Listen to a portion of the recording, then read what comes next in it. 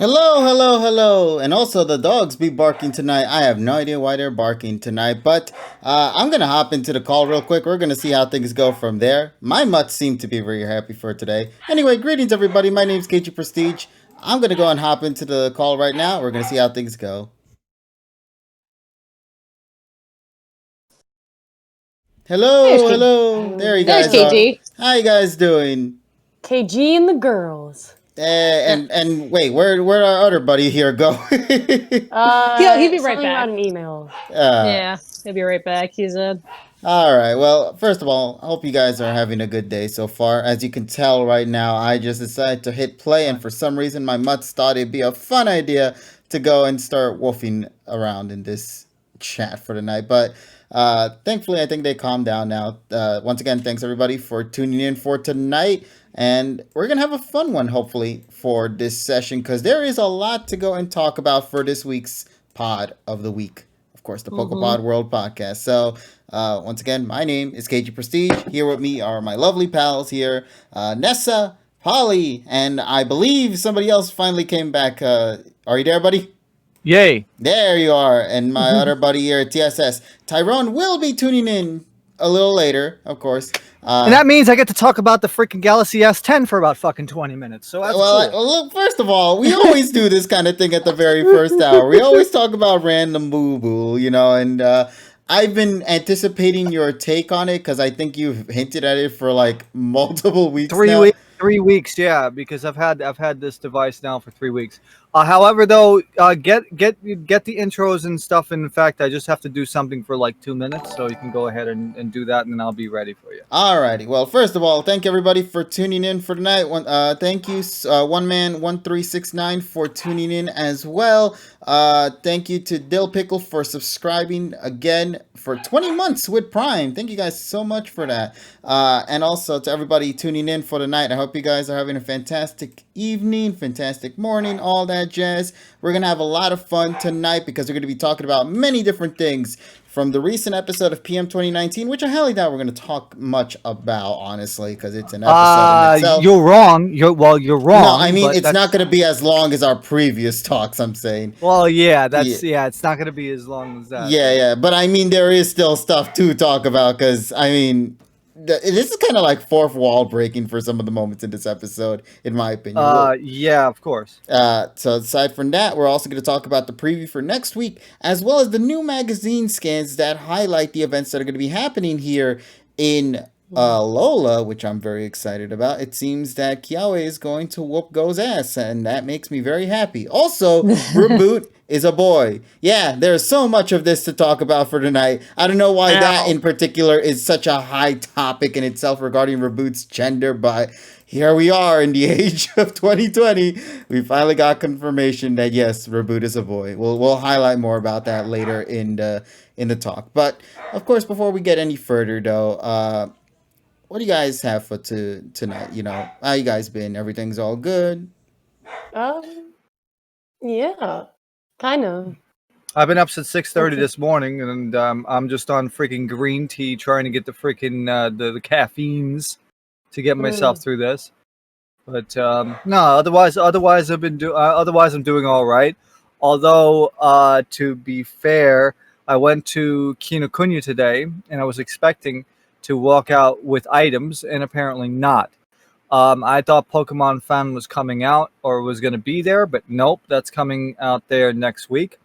And the new Pocket Monsters manga by Tentamushi Comics, which is Pocket Monster Satoshi Togo no Monogatari, or the adventures of, or the legend of Satoshi and Go. That's going to be coming in like 2 weeks because of the Backstreet Boys tickets. Had to freaking custom order that because it was not available. So, gotta wait for that. Yeah, speaking of which, I want to buy that magazine that's coming soon with the Alola poster, because it has the Alola squad together there, so I want to get that. Pokefan 69, right? No, I don't think it's Pokefan. I think it's the other one, because it highlighted other anime as well. What Animedia, I think it is? Yeah, Animedia. Yeah, because so that's probably what the October issue, right? Yes, I believe it is, and I honestly just want to get my hands on it just for the poster alone, man. I mean, the Alola team right there. With Ash, I've always wanted to have that kind of thing. I'm a little sad that our other Alolan friend, Naganadel, is not going to join them. But it does look promising from what we got to see in like the 100 by 100 pixel little mini poster that was posted online. It looks like Incineroar is giving a noogie to Ash, so I guess there's that to highlight. And Well, 100 by 100 pixel would be like an icon picture. yeah, that's how Icon. small it is because it's literally like a small section in the poster cover. It's not like the main poster for or the main front cover for Animedia. It's like a little small thing on the side, being like, "Oh, this is a free poster you get alongside with buying this set." Oh, okay. So it shows the front and yeah, okay, got Yeah, it. so basically, if you buy the full magazine, you'll get the full poster included. So. But yeah, so there's obviously that we're going to talk about really soon because the Alola thing is happening sooner than I anticipated, honestly.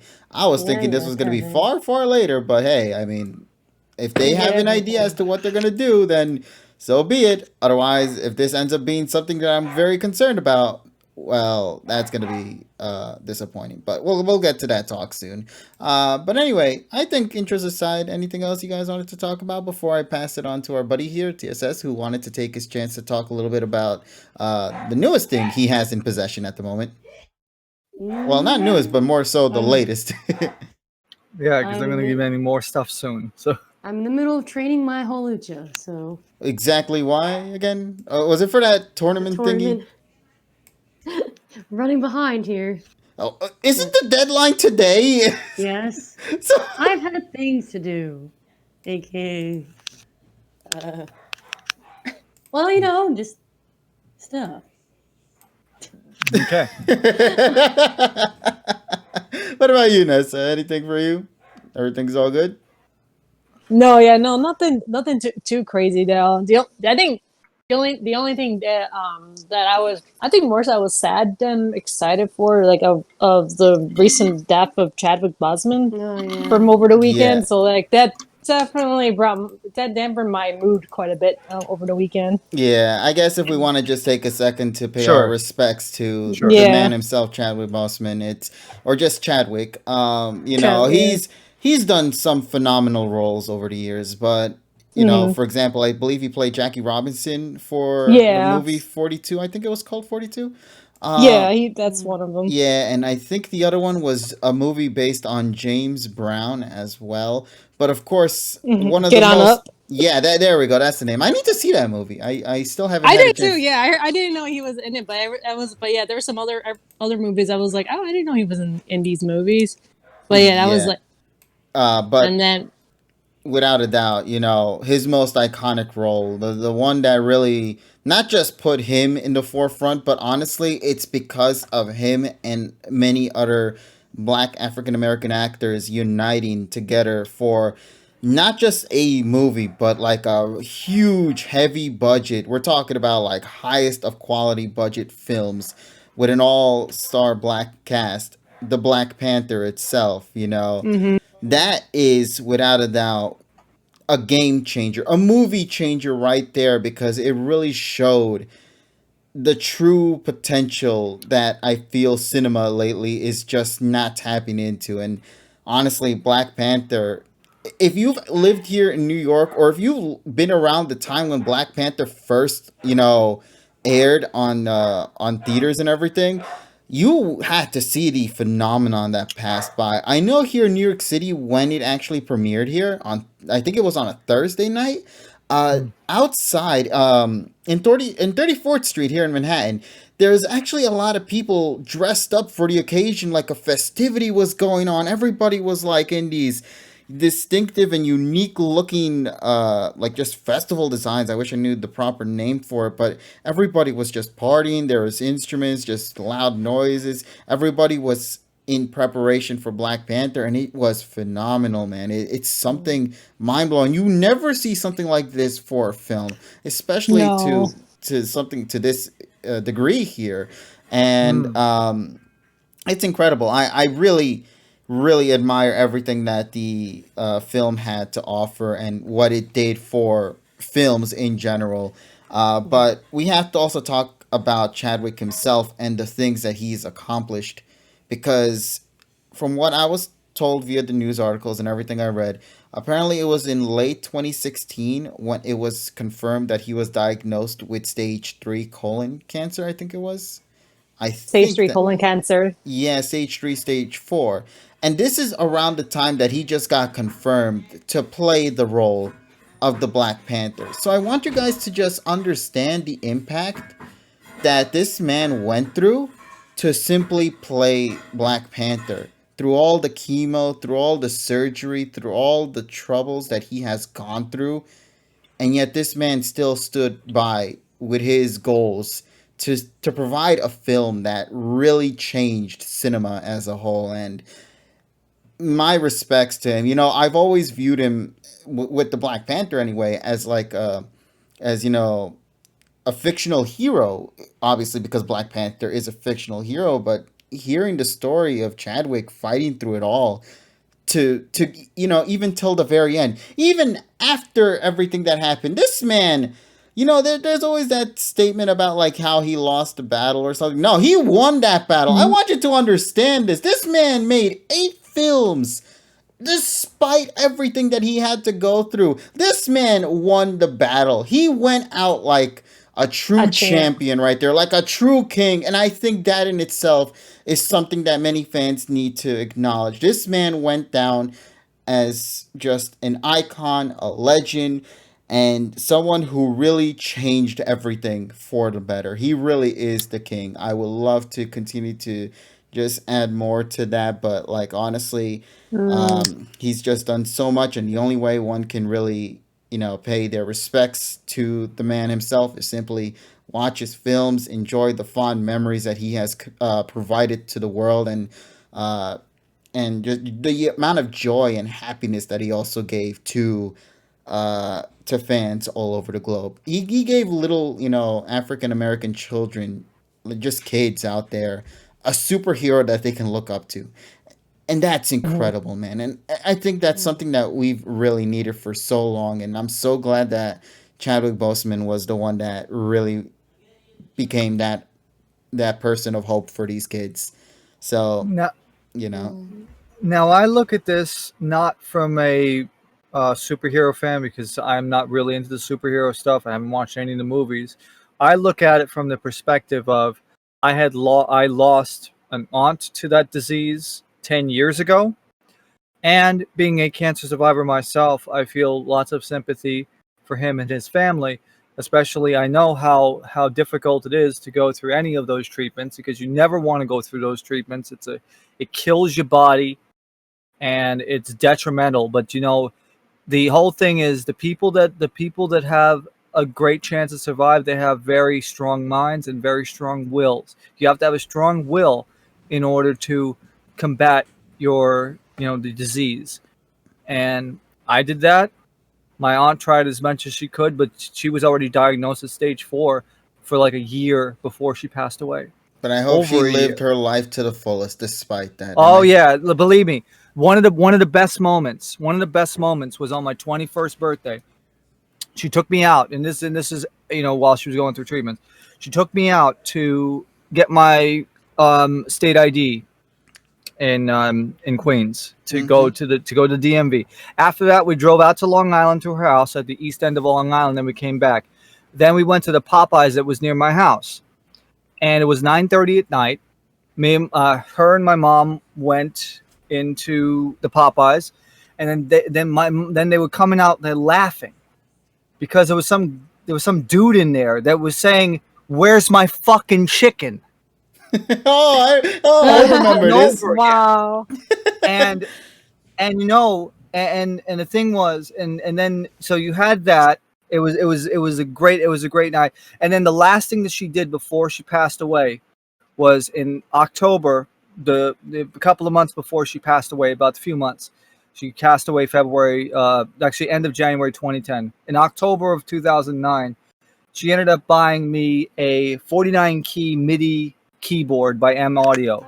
That's USB, and that's the last time I ever heard from her when she was alive, and I cherish that to this day. I mean, I don't really use it, but I still will have it, and I will never get rid of it because it's a memory. Exactly. So- And I think that's something yeah. that fans need to acknowledge It's not Yeah. about the end that happened. It's about the memories and the Yeah, journeys that you've shared with the each other. journey, yeah, the journey that goes through life, and that's what it is. It is it, and to any of the survivors out there, you know, that it is a struggle, but you have to get through it. It's a will. You always will have your friends. Like if you have a support network, then that really helps the healing and helps with the treatments. So, like I said, don't think about it. Don't think about it as being alone. Always think about it. Get your friends together. Whether it be here or online or whatever. You need people to talk with and to feel good. And especially, when treatments drain the fuck out of you, you need to Exactly. have that kind of will to live. That little glimmer of So, hope to just keep indeed, pushing you onward on a day by indeed, day basis. And that's why I always tell everybody to just continue to live on your lives like there's just simply no tomorrow, because you can never tell when the end of your journey will come. So instead of thinking about the exactly. end, think about the road. Think about the Yeah, journey think about that what you're lies doing ahead. right now. Because Yes. the more time you spend thinking about the end, the less time you'll really have to actually do what you want to do in your life before it's over. And I know that's a tragic thing to say, but I feel like it is something important, something for people to understand, that it is, Yeah. it is important to cherish your time in this world and leave an impact in this world before you go. And Yeah. that's what I think everybody should go through. Of course, everybody Mhm. has their own viewpoint in life. Everybody goes their own way. But as long as you guys acknowledge and respect and continue to be kind to everyone around you, then so be it. Do your path, And I Mhm. hope you guys will hopefully find your dream goals that you wish to accomplish. But Yeah. rest in peace to the man himself. It wouldn't be right to not just simply say that, but also Wakanda forever. May his legacy that he has gave us here in this world be something that we as fans, as viewers out there, will continue to cherish and enjoy, because it's always about those that we've been through to just really have a good time. And I think Chadwick Boseman did everything that he can to really give us a smile in our faces, especially for the African American community, man. And just for the little kids out there who always wanted to look up to a superhero, Mhm. and he did that. So rest in And peace. and I want to say screw you to the websites that try to make an article the day after he died saying what would the Black Panther do now in terms of a film franchise. Fuck those people. Yeah. It I was like, is, why? yeah. I understand. Look, I don't want to say I understand, but rather But I can see why people are acting that way. But too soon, man. The man just passed. yeah, Yeah. He Yeah, was at least like a fucking month before that. It's after that. It's disrespectful. You exactly, disrespected him. You disrespected the man's life and the exactly. legacy. Yeah. Stop thinking about what came. Think about what he has done. Think about what he has left on this earth before he went out. Yeah, And I feel exactly. like the more this is something that fans, unfortunately, well, not just simply just fans, but I mean just I think in in general, everyone people general. are, yeah. No, People I've only seen think this about what's before. ahead, never think about what the man has Yeah. done. But yeah, Like so Corey. well, repeat that Oh, again, sorry. Polly. I'm No, sorry. I was gonna say I've seen this before. Sadly, like when Corey Monteith died, he played the one of the main characters on Glee, which was big at the time, and everybody was gonna wonder what was gonna happen with Oh season yes, I 3. remember hearing about this a while back. Yeah, and then when Luke Perry died, everyone was wondering what was gonna happen with Riverdale, and they did make commemorative episodes, beautiful, like very touching episodes for them. But I agree. Like I think it's just way too soon for people to be fixating over that. Exactly. Mhm. We'll obviously learn more about it later, but for now, I feel like simply just give pay him your privacy. respects. Yeah, and give his family privacy too. Exactly. Mm. Also, much respect to Chadwick for, it is something that I think most people have a hard time with, but this man hid this reality that he's been living with from everyone except those that are close to him. Nobody knew this man was going through all of this. And Yeah. when you look back to past interviews that he has Mhm. done, it suddenly takes a complete change in perspective, because there is a interview that everybody's spreading right now on social media about the release of the Black Panther film, And in that interview, Chadwick was talking about two kids in particular who were going through chemo and all that, and they talked to I know. Chadwick for a bit and stated that, we're going to keep on fighting. We're going to keep on staying alive so we can, be there to witness the Black Panther when it comes out. And he said, and then Chadwick responded like that. That's the kind of thing that motivates me on a day-to-day basis. And then when he revealed that those two kids sadly never made it, he began to cry as well. And at first, Oh. you realize, yeah, he feels sad for the kids and he's hurt by the fact that they're gone. But you knew that deep down inside, he was going to eventually also go through the same fate too, because. Yeah.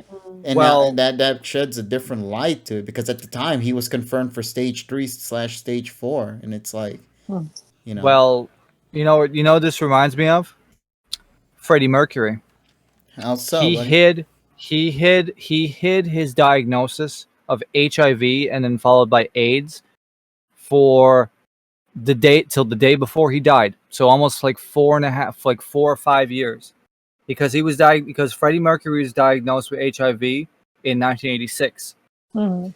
and it turned into AIDS in 87, and then you see kind of hints, and then he got more gaunt as the years went by. Like if you look at the videos for the what was it, the Miracle album, and then finally the last videos that he did for the Innuendo album, which came out in '91, you could see that something was definitely wrong.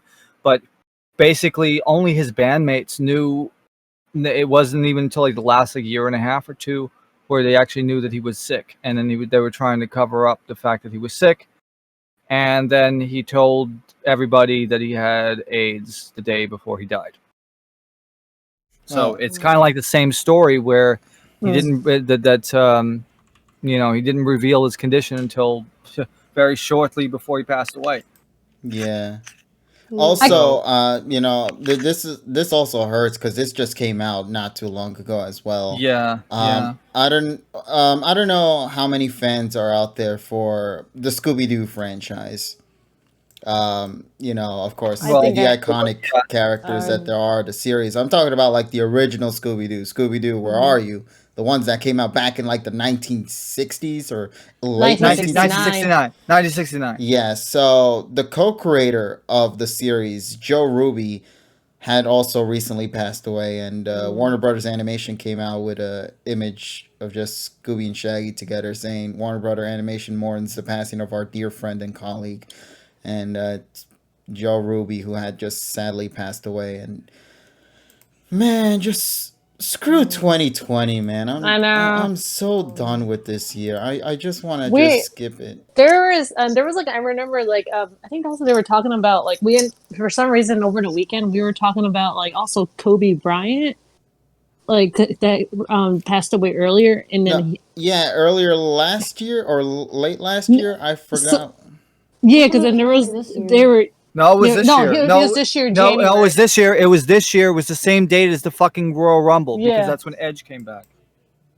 Yeah, 'cause Damn, I can't even tell time no more, man. Jesus Christ, I know this year feels like forever. Yeah. this isn't really. Yeah, actually, because there was a picture that's going around that with Kobe Bryant and Chadwick Boseman. Yeah, they And were. that's why we were talking, because there was a picture of them together, and they're like we were talking about that over the weekend, like with my like we were just like crazy, like who would have thought like we would have lost these two this year, Yeah, and so now those two hopefully are happy together up there and just looking down on us, and hopefully we, as people here on this earth, can do something to leave a my lasting goodness. impact of positivity here in this planet, and I hope we can. That's all I ask for. Mhm. oh my goodness, I was gonna I post like to something believe today. they're all in a better place. Instead of yeah, oh yeah, I go mean, no ahead. matter what you believe, I think it's always nice to believe they're at peace, no matter, Yeah. Exactly. Yeah. That's all we can hope for. And we Exactly. do apologize as well to the chat for going on a much more somber and a tragic discussion for the start, but I think it's also important for us to not only just pay our respects, but also to celebrate what it is that these Well, folks have provided for the world. Years of entertainment that will last Mm-hmm. for generations to come. Yeah. You know, well, and for also, go on. because events like this really helps you appreciate your own life, and maybe Mm-hmm. you'll Yeah. take those things and look Mm-hmm. yourself in perspective, and make your life better. Exactly, because we all just want to go out with a bang. You know, we never want to Oh leave yeah. this world Want to without leave out on top, exactly, always, always. always. And that's all we can ask for. So, once again, to all the folks who have sadly passed away this year so far, may everyone rest in peace. And Mm-hmm. hopefully, those that still are here in this world will take their opportunities to take that step forward, to live their lives to the fullest, to reach that peak Yes. that they've never been able to reach before, and hopefully Mm-hmm. accomplish everything that they can Yeah. before we also, but that's of course far into the future. Let's always focus on now and what we can do to better Yeah. ourselves, because that's the Right most now. important thing. So, Mm. once again, rest in peace to these heroes, and may their legacy continue to live on. And Mhm. okay, with that said, I guess now is an opportunity for us to kind of go from a little more on the somber note and kind of talk a little bit more on some positive light news, and also have our usual, well, not usual, but every now and then, I guess, TSS Tech Talk, as we like to call it. Thank So, you. TSS, first of all, I'll leave this one on to you. I'm very curious to hear your take on it, because I think you are one generation ahead of me in terms of the device that you have with you at the Yes. time. So, That's right. That's right. So, a few weeks back, it was what was it? It was on. Okay. It was on August Okay. 12th. How you doing? How you doing, Good. Tyrone? So August 12th. So I've had this device for almost 4 weeks now. So I bought. So this is my review of the Samsung Galaxy S10, but also the Amazon Renewed service.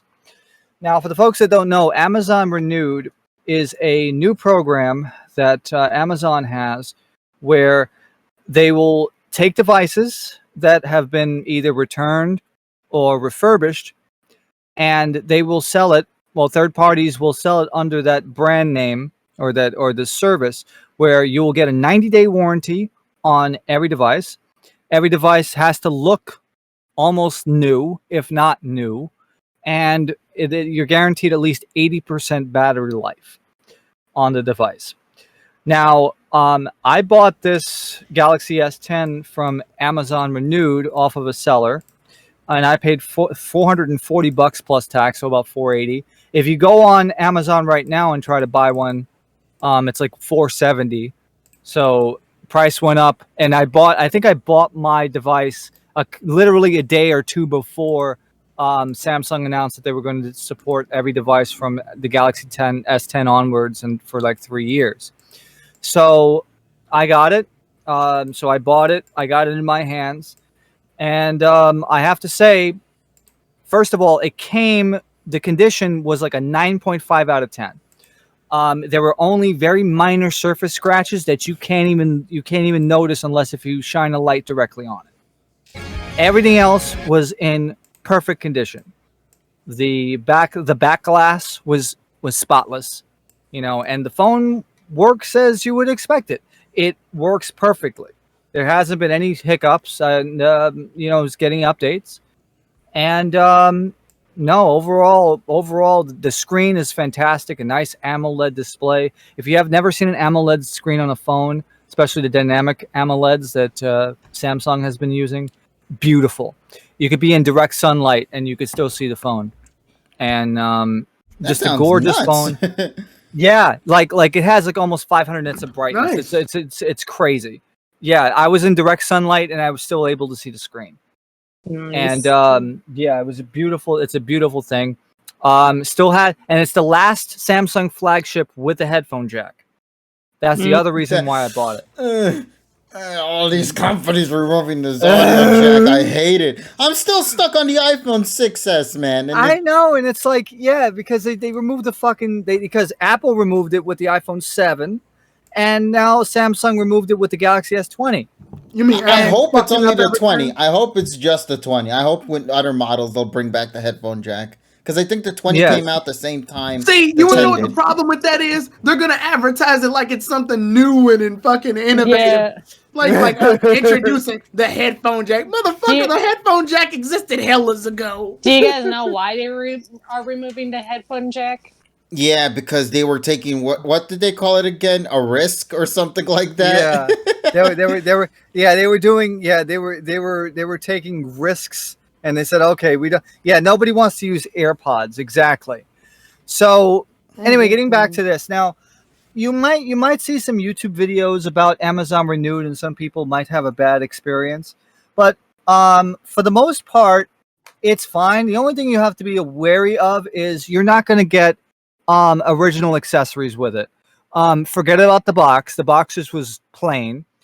Also, you could probably throw the charger in the garbage, because you should actually buy like an actual Samsung charger, because I've had one for a couple of years, because I have a battery bank that uses quick charge, because they only give you like a standard like 5-volt like 2 amp charger, not even a 2 amp charger, just a 1.5 amp.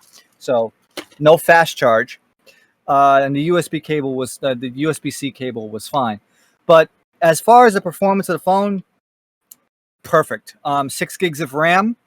So 8 gigs of RAM, I believe, on the Galaxy S10. I think. Yeah, I think it's the Galaxy S10 has 8 gigs of RAM in it. So New phone, who that? new phone, who this? But yeah, I got mine, fully unlocked. And like I said, I've been playing games like Masters and Pokemon Cafe. If you want to know the emulation stuff, you can see YouTube videos. Like people and everybody and their dog has reviewed this phone. The battery life, screen on time is around, I guess, 7-8 hours, so it's not that bad. If I lightly use it, then it could last about a day and a half. But if I play like Masters for 2 or 3 hours, and along with other things, I could probably get maybe 12 hours of just a bit, just enough to the end of the day. But usually what I do is I have a battery bank in my backpack anyway when I go out to work and stuff, so I can just plug it in. Yeah. And it charges my phone. It charges my phone from 10% in like an hour and a half. See, this is why I own 2 phones. That way I can have 2 different tasks I got for each 2 individual phone. Yeah. I have my one phone here that's primarily used for work and phone calls. And then I have my Samsung S9 here that's used for gaming. Yeah, I spent like $900 for a gaming phone. And it's good. It's good. It's helping me. I'm starting to get back into Masters, by the way. First anniversary is actually a lot of fun. Got me back into Masters. Like, listen, it took them a full goddamn year since it launched to get me back into Masters, man. I saw their advertisement because it keeps showing up on my Facebook. It's really good. It's really, right. It looks really nice, like way too good for a day. This is a mobile phone. This is a mobile game. Y'all gotta keep reminding yourselves that. But this game has really good soundtrack. And then the advertisement was like this giant Pokemon war. And for some reason, the graphics look way too good. And I'm like, what is this? Mm-hmm. And I really love how they're introducing the Kanto trio. Like, I love the Kanto trio's like thing going. They're treating all 3 of them with respect. They got red, they got leaf, they got blue. They're all posted with Sigma suits. It looks nice. I like it. Yeah, we'll talk a little bit about red. Red. Yeah, we'll talk about Masters in a couple of minutes here. I just want to finish up here and say, first, you go on XDA and you could get all the de-bloat stuff, because I removed Bixby from this phone. And I didn't have to deal with the freaking, and also is the last phone with the Bixby button, by the way, but you can map it using other apps and stuff. But the rear cameras are actually pretty good. I was trying those out. It actually does 4K 60 on the back and front of the phone, which is quite fun. Quality is really decent. And don't use the stock Samsung camera app. It tends to like pop the colors out too much. But that's the only way you can get the I think the telephoto camera. That's the only way that it's going to work. If you want now Gcam or Google Camera actually works with the Snapdragon 855 in here. The Exynos phones, it doesn't really work, but the Google camera works a lot better. The colors are actually better representation. So yeah, but overall, give this phone a huge thumbs up. The Snapdragon 855, you could pretty much play any game with the damn thing, and I just like the size of the screen, and it's a great fun device, especially now since it's like almost like half price. Definitely give it a shot if you're looking for any like refurb phone. Like if you want to buy a refurb like flagship, go to Amazon because it's better than eBay, because eBay basically gives you like no support. Here, if you buy it Amazon renewed, you get 90-day warranty. So if anything were to go wrong, 90 days, you get 90-day warranty, so you can return it. It's sad because it's true. Yeah, exactly. Yeah. So, okay, overall, thumbs up for the S10. So, I mean, I didn't want to spend $1,000 for a phone. So, and this is the first phone in like 4 years that I actually bought willingly, because the last phone I bought, which was the Huawei, that I only bought that because my Nexus 5X died when flying into Narita. Like when the second that I landed, it died. So I had to buy a phone. Damn. So call quality is great. The headphone quality, the headphone jack, the audio quality is fantastic. Should definitely, if you're looking for a phone, maybe wait until maybe the S10 can drop a little bit more. If you can get it for $440, get it. $440 or $450 is a good price for it right now. So definitely would recommend it. Yark But like 9, I said, you don't have battery to bank. buy. Yark 9, you says you're not buying Pokemon Masters. Pokemon Masters is free. Yeah, exactly. It's a free game. Yeah. I mean, it has I microtransactions. I played that game an entire year without spending a dime in it. I still haven't spent any money on it. I want to just show you how I spent $25 on gems, but I just wanted to give them the money because they gave me so much like fun for the year that I used it. I used it every you day had a for lot a of year. fun with it. Yeah. And I want to show DNA that they should freaking make more games like this. Because some people will say, "Oh, it's the fucking stamina system and stuff," but you know what? They can always remove it. I do have a question for you guys, anyways. Yeah. Speaking of Master, gonna load it up. No. How the hell do you get rid of your inventory? Because apparently I can't collect that new stuff that they're giving me because I keep getting saying your items are full or like. Wait, we have items. Or so I can't even collect them because you talking about stamina? Limit. Yeah, there's a limit to how many stamina points. Yeah, stamina points. Yeah. Yeah, the stamina points only go to 9999. Oh no! I was like, no, not talking about stamina, because like I'll post hold on, see if I can post a screenshot because it's driving me crazy, and I've been trying to delete stuff out of it because I guess they must have converted or something. So I have like tons of items.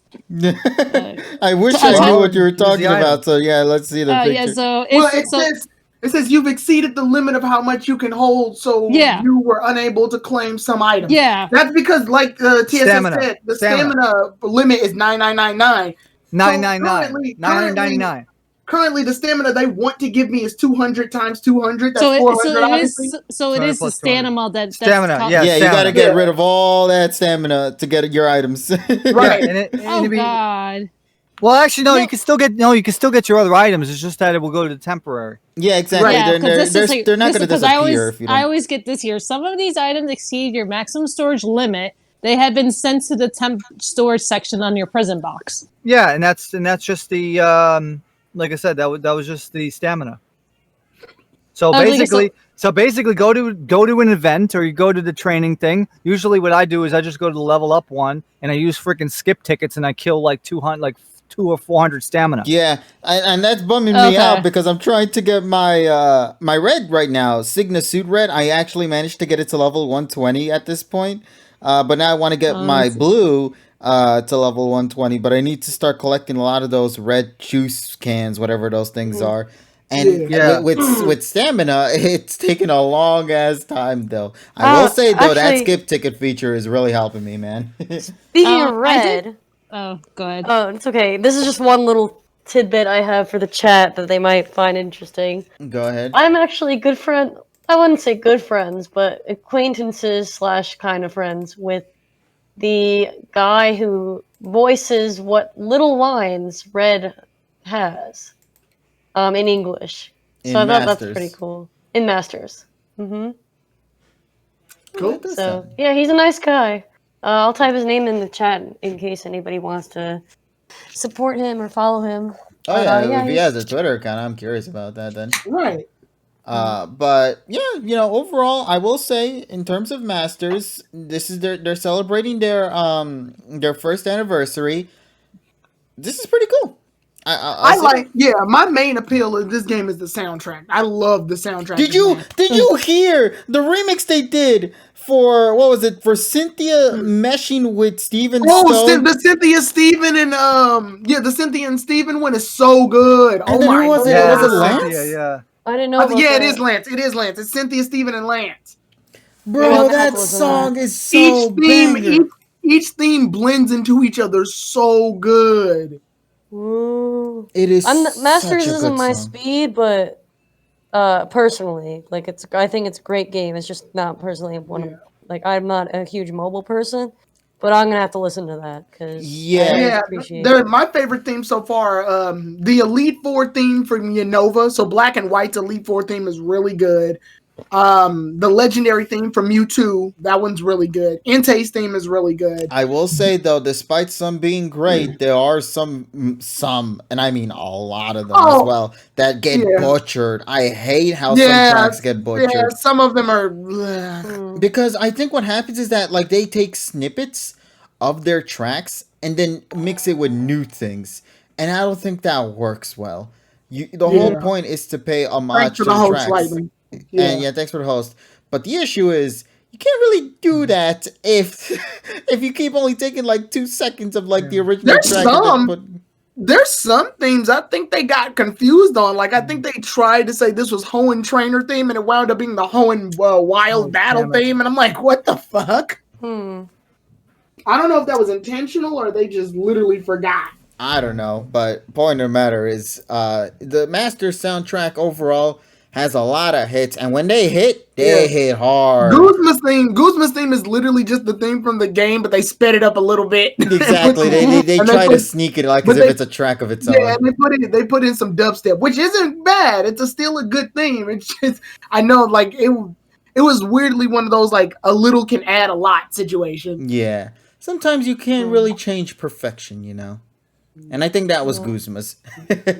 And then you try changing perfection, and then you wound up getting something worse. So, overall, Masters, I will say right now, I listen, you guys already noticed, I have not played this game after like a week or two after that game originally launched. Mm-hmm. And I came back into it a year later with EX. And I'm caught up. I caught up in a year of missing shit. I mean, I didn't get the free characters or the free events and whatnot, but I caught up. I got my red at the moment at 120. Of course, it can go up to 125, and I can still do that. But at least you guys are lucky. Yeah, you are lucky too. You have infinite stamina at the moment, pretty much, because of all that 999s going on there. But yeah, I'm really loving everything I'm getting so far with the game. I'm almost at level 30, and I hope that the game continues to be more fun. I'm really finding this to be another equal to my Dragalia Lost game right now, which is also about to celebrate its 2nd anniversary in September, which is, tomorrow. So somewhere around tomorrow, Dragalia Lost probably is going to have a highlight talking about the 2nd anniversary event, and I'm excited to hear what they're going to talk about for that said game, and can't wait to see what new content they'll also provide. I'm telling you guys, there will be a point somewhere in the future where, I don't know how, but Cygames will probably work with Nintendo and Pokemon to put Pokemon shit in this game. I would love that. I think that would be the biggest game changer in this whole goddamn franchise. Highly doubt it'll happen because Pokemon is picky as shit, but I thought they did maybe I'm thinking of this wrong. There was something they have to do with Game Freak because Nintendo doesn't technically own it. Vulpix situation or something. Wasn't that a thing? Or am I thinking of something else? Or was that... in Dragalia Lost, the only thing that we've seen collaboration-wise is with Fire Emblem, and Oh. Mega Man. They also did Monster Hunter as well. So what was the Vulpix thing I saw? Or was that Hatsune Miku with Vulpix? That was Hatsune Miku with Vulpix, the Alola Okay, got Vulpix, and that was a Yeah, promotion yeah, between. Yeah, okay, I know about that, Donnie. You were the actual one who brought me that attention to where the artist who does a lot of the TCG artwork that fans love in the Pokemon trading card game is also the one responsible for some of the artwork that's also in Dragalia Lost as well. And I love that. I'm a sucker for that. I look at that already. Two of my favorite franchises already working together in some shape or form. And yeah, Dragalia Lost is sort of starting to become Smash Brothers because we got Marth, we got Mega Man, we got Chrom in here. I mean, like, those are the Smash Brothers representatives here at the moment. We also have some from like other franchises within side games like Rage of Bahamut. I'm still waiting for that Grand Blue Fantasy crossover. Come on, give me Fairy. I'm just asking for something simple, guys, please. Hey,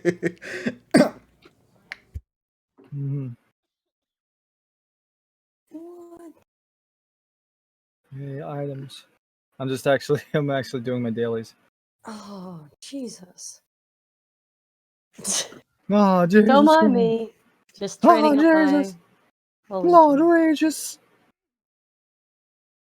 Hello? Get the But water. I think KG zapped out for a second. No. All right. So yeah, I'm just completing some of the master stuff because I got some of like the dailies. It's a really, like I said, I never gave up on this game, and now that they've added things like the daily scout for free, you get free 10 pull, and they're very generous about the stamina. And once they switch to the stamina system, you don't have to unlock the moves anymore. So you have all the moves. All you have to do is unlock the level caps and then level up, and that's it. So that made the game better to play. I noticed that because I was like, oh sweet, I don't have to unlock moves anymore because I was wondering like how the heck they got all the like all their moves all of a sudden, and I was like, oh okay, I see. Yeah. Oh, I noticed somebody here is talking about spending money on mobile games. It's fine as long as you know how to control yourself. If you know how to control yourself, you'll be perfectly fine. I guarantee you. Be like me. I definitely control myself. Well, no, Mr. $6,000 on it. Yeah, No, you I know, fucking right? don't. Kevin? Yes, I do. At least compared to other gotcha spenders, I'm tame, okay? KG, if he was in the middle of a war, like he was drafted into an fucking battle or whatever, he would leave the battle immediately while everybody else and his comrades are dying and go, oh, wait, guys, I gotta go do my dailies. What? Get back here. No. Hey, listen, man, those dailies are free, okay? All right, guys, I gotta go do my dailies. Quiet down over there. I'm trying to do my dailies, damn it. All right, KG, I got some control. What the hell? Oh, come on. Let's be real here. I'm not as bad as others, okay? I've seen others spend thousands of dollars, okay? Listen, people spend thousands of dollars on a single game, okay? I only spent 1,000. All right, there's a big difference between that. Yeah, but you still spent $1,000 on a fucking game. I don't care. That's nothing compared to what others spend. Okay, I'm definitely. It doesn't make any fucking difference. $1,000 gets you round trip tickets to Japan, which is a lot better than freaking dragon shit. Hey, listen, man, don't talk about my plushies that way. They're right there behind me right now, listening to you. That's like saying, "Oh, I smoked a little bit of crack, but I'm not a crackhead." Like, what the fuck? We can pay my loans. Hey, you know, I could have paid her loans. I feel bad because now I start thinking about it. What was it, like 900 for a phone, 1,500 for the Mac recently, which is over here to the side. Then 1,000 for DL over here on the side. I just spent $60 on Pokemon Masters, just getting back into it after I spent money on something DL related not too long ago. And then I spent money just recently to play that one game with Tyrone. I only spent $25 on this game, but like I said, it's after over a year that I stockpile like a shit ton of items. No, I was like, I haven't touched a dime in that game yet. Oh, you don't need to. Yeah, but I haven't spent. They're actually pretty generous on gems. No, the reason why I did it is, like I said, because I wanted to give them my money as a kind of a thank you, like a tribute. Yeah, like respect. Yeah, because I don't need. Yeah, because realistically, I didn't have to do it, but I did it out of respect. I mean, here's my thing about Masters in general that I always liked, even from the very beginning. I do love the idea that we have a ton of characters in Pokemon game history, like tons of them, from Red, Blue, all the way up to now. Not really now, but yeah. Well, yeah, but I'm saying, like, at some point, a lot of these gym leaders and Battle Frontier Brains and Elite Four members, they're usually just challenges, and outside of, like, a couple of NPCs talking about them, we don't really get to learn much about any of them, at least until about Gen 5. Yeah. And then in Gen 5, they only double down on them because Gen 5 it tells a really good story. Gen 6 rolls it back, so we don't get much out of them. And then in Gen 7, they start bringing in stuff from other gens, sadly, because they can only do so much with the characters they got. And then Gen 8 has tons of great characters. They're just not introduced in this game yet. But Gens 1 through 7, we got a lot of these iconic characters, and none of them have really been tackled on outside of, hey, I remember that one character. They have this Pokemon, and sometimes they're hard to beat, or this character's a pushover. Whereas here, we get to actually see them have personalities. Like, honestly, Pokemon Black 2 did a good job of showing off Rosa, but I think Rosa's made her staple here as, like, kind of a pseudo main character of Masters. Well, she's in the front cover Rosa. for the reason, compared to like all the other characters who are champions. I actually like the little details, like the little snippets or something, like when you get to learn their background stories a little more, and it kind of like, because some of them you would never imagine, like, oh. Also, some of the references too, I appreciate as well too. Like, I think there was one someone mentioned about that Karate King, like, or that guard from Gold and Silver. Yeah. Where he was like he's afraid of the hyper beams because he was retelling the time when Last attacked him with the Gyarados. There's an actual achievement for that shit.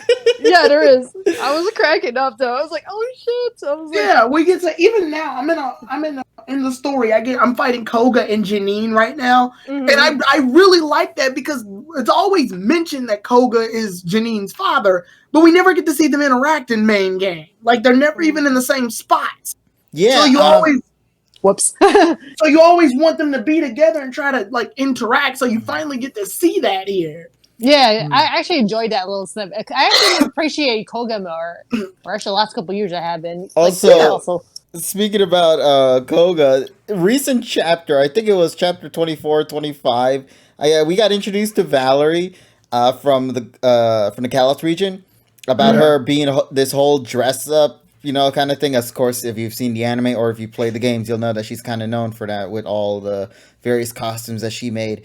Koga and Claire were pretty much just laughed at for wearing such hilarious costumes by a bunch of kids or trainers that were in the side, and they were so sad about that. And then Valerie comes in. She's, besides from her wanting to be a Pokemon, she also was very fascinated about the dress-up style that Claire and Koga shared. And I believe they asked... Well, yeah, because it's like a Japanese style. Yeah, and Valerie loved it so much. But I think my favorite bit was that Koga was like, oh, you know what I should do? Because Valerie's here, I should go and commission Valerie to make a dress for my daughter. I think she would love that. And Valerie comes out and is like, sure, if you want to spend 500 of those, what was it, the nuggets, or what was it again? Oh, no, the pearls, the big pearls. It's like, okay, you can do it for 500 big pearls, and you just see them so distraught. They're like, shit. I don't know. Also in the Japanese game, she has the Kansai Ben, the Kansai Ben voice because she's from Johto. So I really want to see Diantha, Fantina. I want to see Diantha, Fantina, Elisa, and Valerie have like a nice fashion show situation. Oh, dude, that would be great. Like, I would love it if, like, in Master Scoop with the Sigma suits and all that, like, if they were to just have this moment where Valerie makes the suits and they state it in the story. Ads garbage right now. So hold on. Oh, damn! I wonder why. I didn't even hit ads. Okay, whatever. Yeah, but I think it's probably because it's on the top of the hour or whatever. Yeah, so it probably just did that on itself. But overall, though, I really did like it. I love the story so far. I love the characters. Tyrone mentioned about the characters mixing with each other that you never see in the games. Something that also the anime tends to do. But now we have a video game where they can expand upon it even more. Oh, yeah. And then the sync pair stories, I like that too, because then you could be able to evolve the Pokemon for each sync pair. Yeah, they have a story And, for them, and it's great. Yeah. Honestly. For every character, which is Yes. a day with whoever. A day with Alessa, a day with Rosa, a day with Brendan, a day with Cyrus. I'm not kidding about that part. That was hilarious to me. The red ones are always funny to watch. Yeah, especially when that one moment happens. If you played the game and have him, you'll understand which Yeah. moment I'm talking about. It's the biggest game changer in Red's character in the entirety of video games. I talked with TSS about this earlier in a chat we had, but I'm glad that a lot of people like it. That's fine. I'm not gonna knock on what people love, but me personally, how Red is, I get it. I get the whole he's quiet thing. That's his gimmick. It's just, I don't know. I don't like when the characters in universe know that he can't talk. I always like when we as the audience were in on the joke. I don't like when the characters are in on it, because to me it feels like it feels weird when they're in on it, because we as the audience are in on it only because Red essentially was supposed to be the player character, but in the next game you fight against him. So the final boss in Gold, Silver, and Crystal is you from Red, Blue, and Yellow. So it was one of the biggest video game twists in history. So I get why he's silent, because during the whole game he's silent. But here, everybody plays it off for laughs, so it doesn't feel as funny anymore. You know when like you have an inside joke and it's funny, but now everybody knows, so it's no longer an inside joke? That's how I feel. Yeah, that's how I feel with the Red thing. I'm glad everybody else is having fun with it, though. But that's just my weird, like, out-of-line feeling with the Red's whole silent treatment thing. Like I said, I'm glad you guys are enjoying it. I mean, they started this in Sun and Moon, where Blue was like, Red probably wants to battle, and then he wouldn't say anything. He's like, Red, you always know what to say. And I'm like, I get it. Fine, he's quiet. But, yeah, I don't know. That's just, I'm weird like that. So don't pay my opinion any mind. It's just an opinion. Yeah, Masters has actually gave me more of appreciation for mobile games. Pokemon's been killing their mobile game shit. I mean, I played Puyo Puyo Quest, and I would say, on tablet, and probably the next device I'm going to be getting in is actually going to be the Xiaomi Redmi Note 9S, which I'm going to be using as the emulation / other game phone. So I'm going to transfer my stuff over to from my tablet over to that. So I'm going to be playing like Puyo Puyo Quest, because Puyo Puyo Quest, even though it's been around for a few years, they're still giving great bonuses and different events. They had some great like crossover events, even freaking Detective Conan and shit. It's always fun, Yeah. But but for me, for like the last couple of years, I'm really getting into the mobile games now, including those two.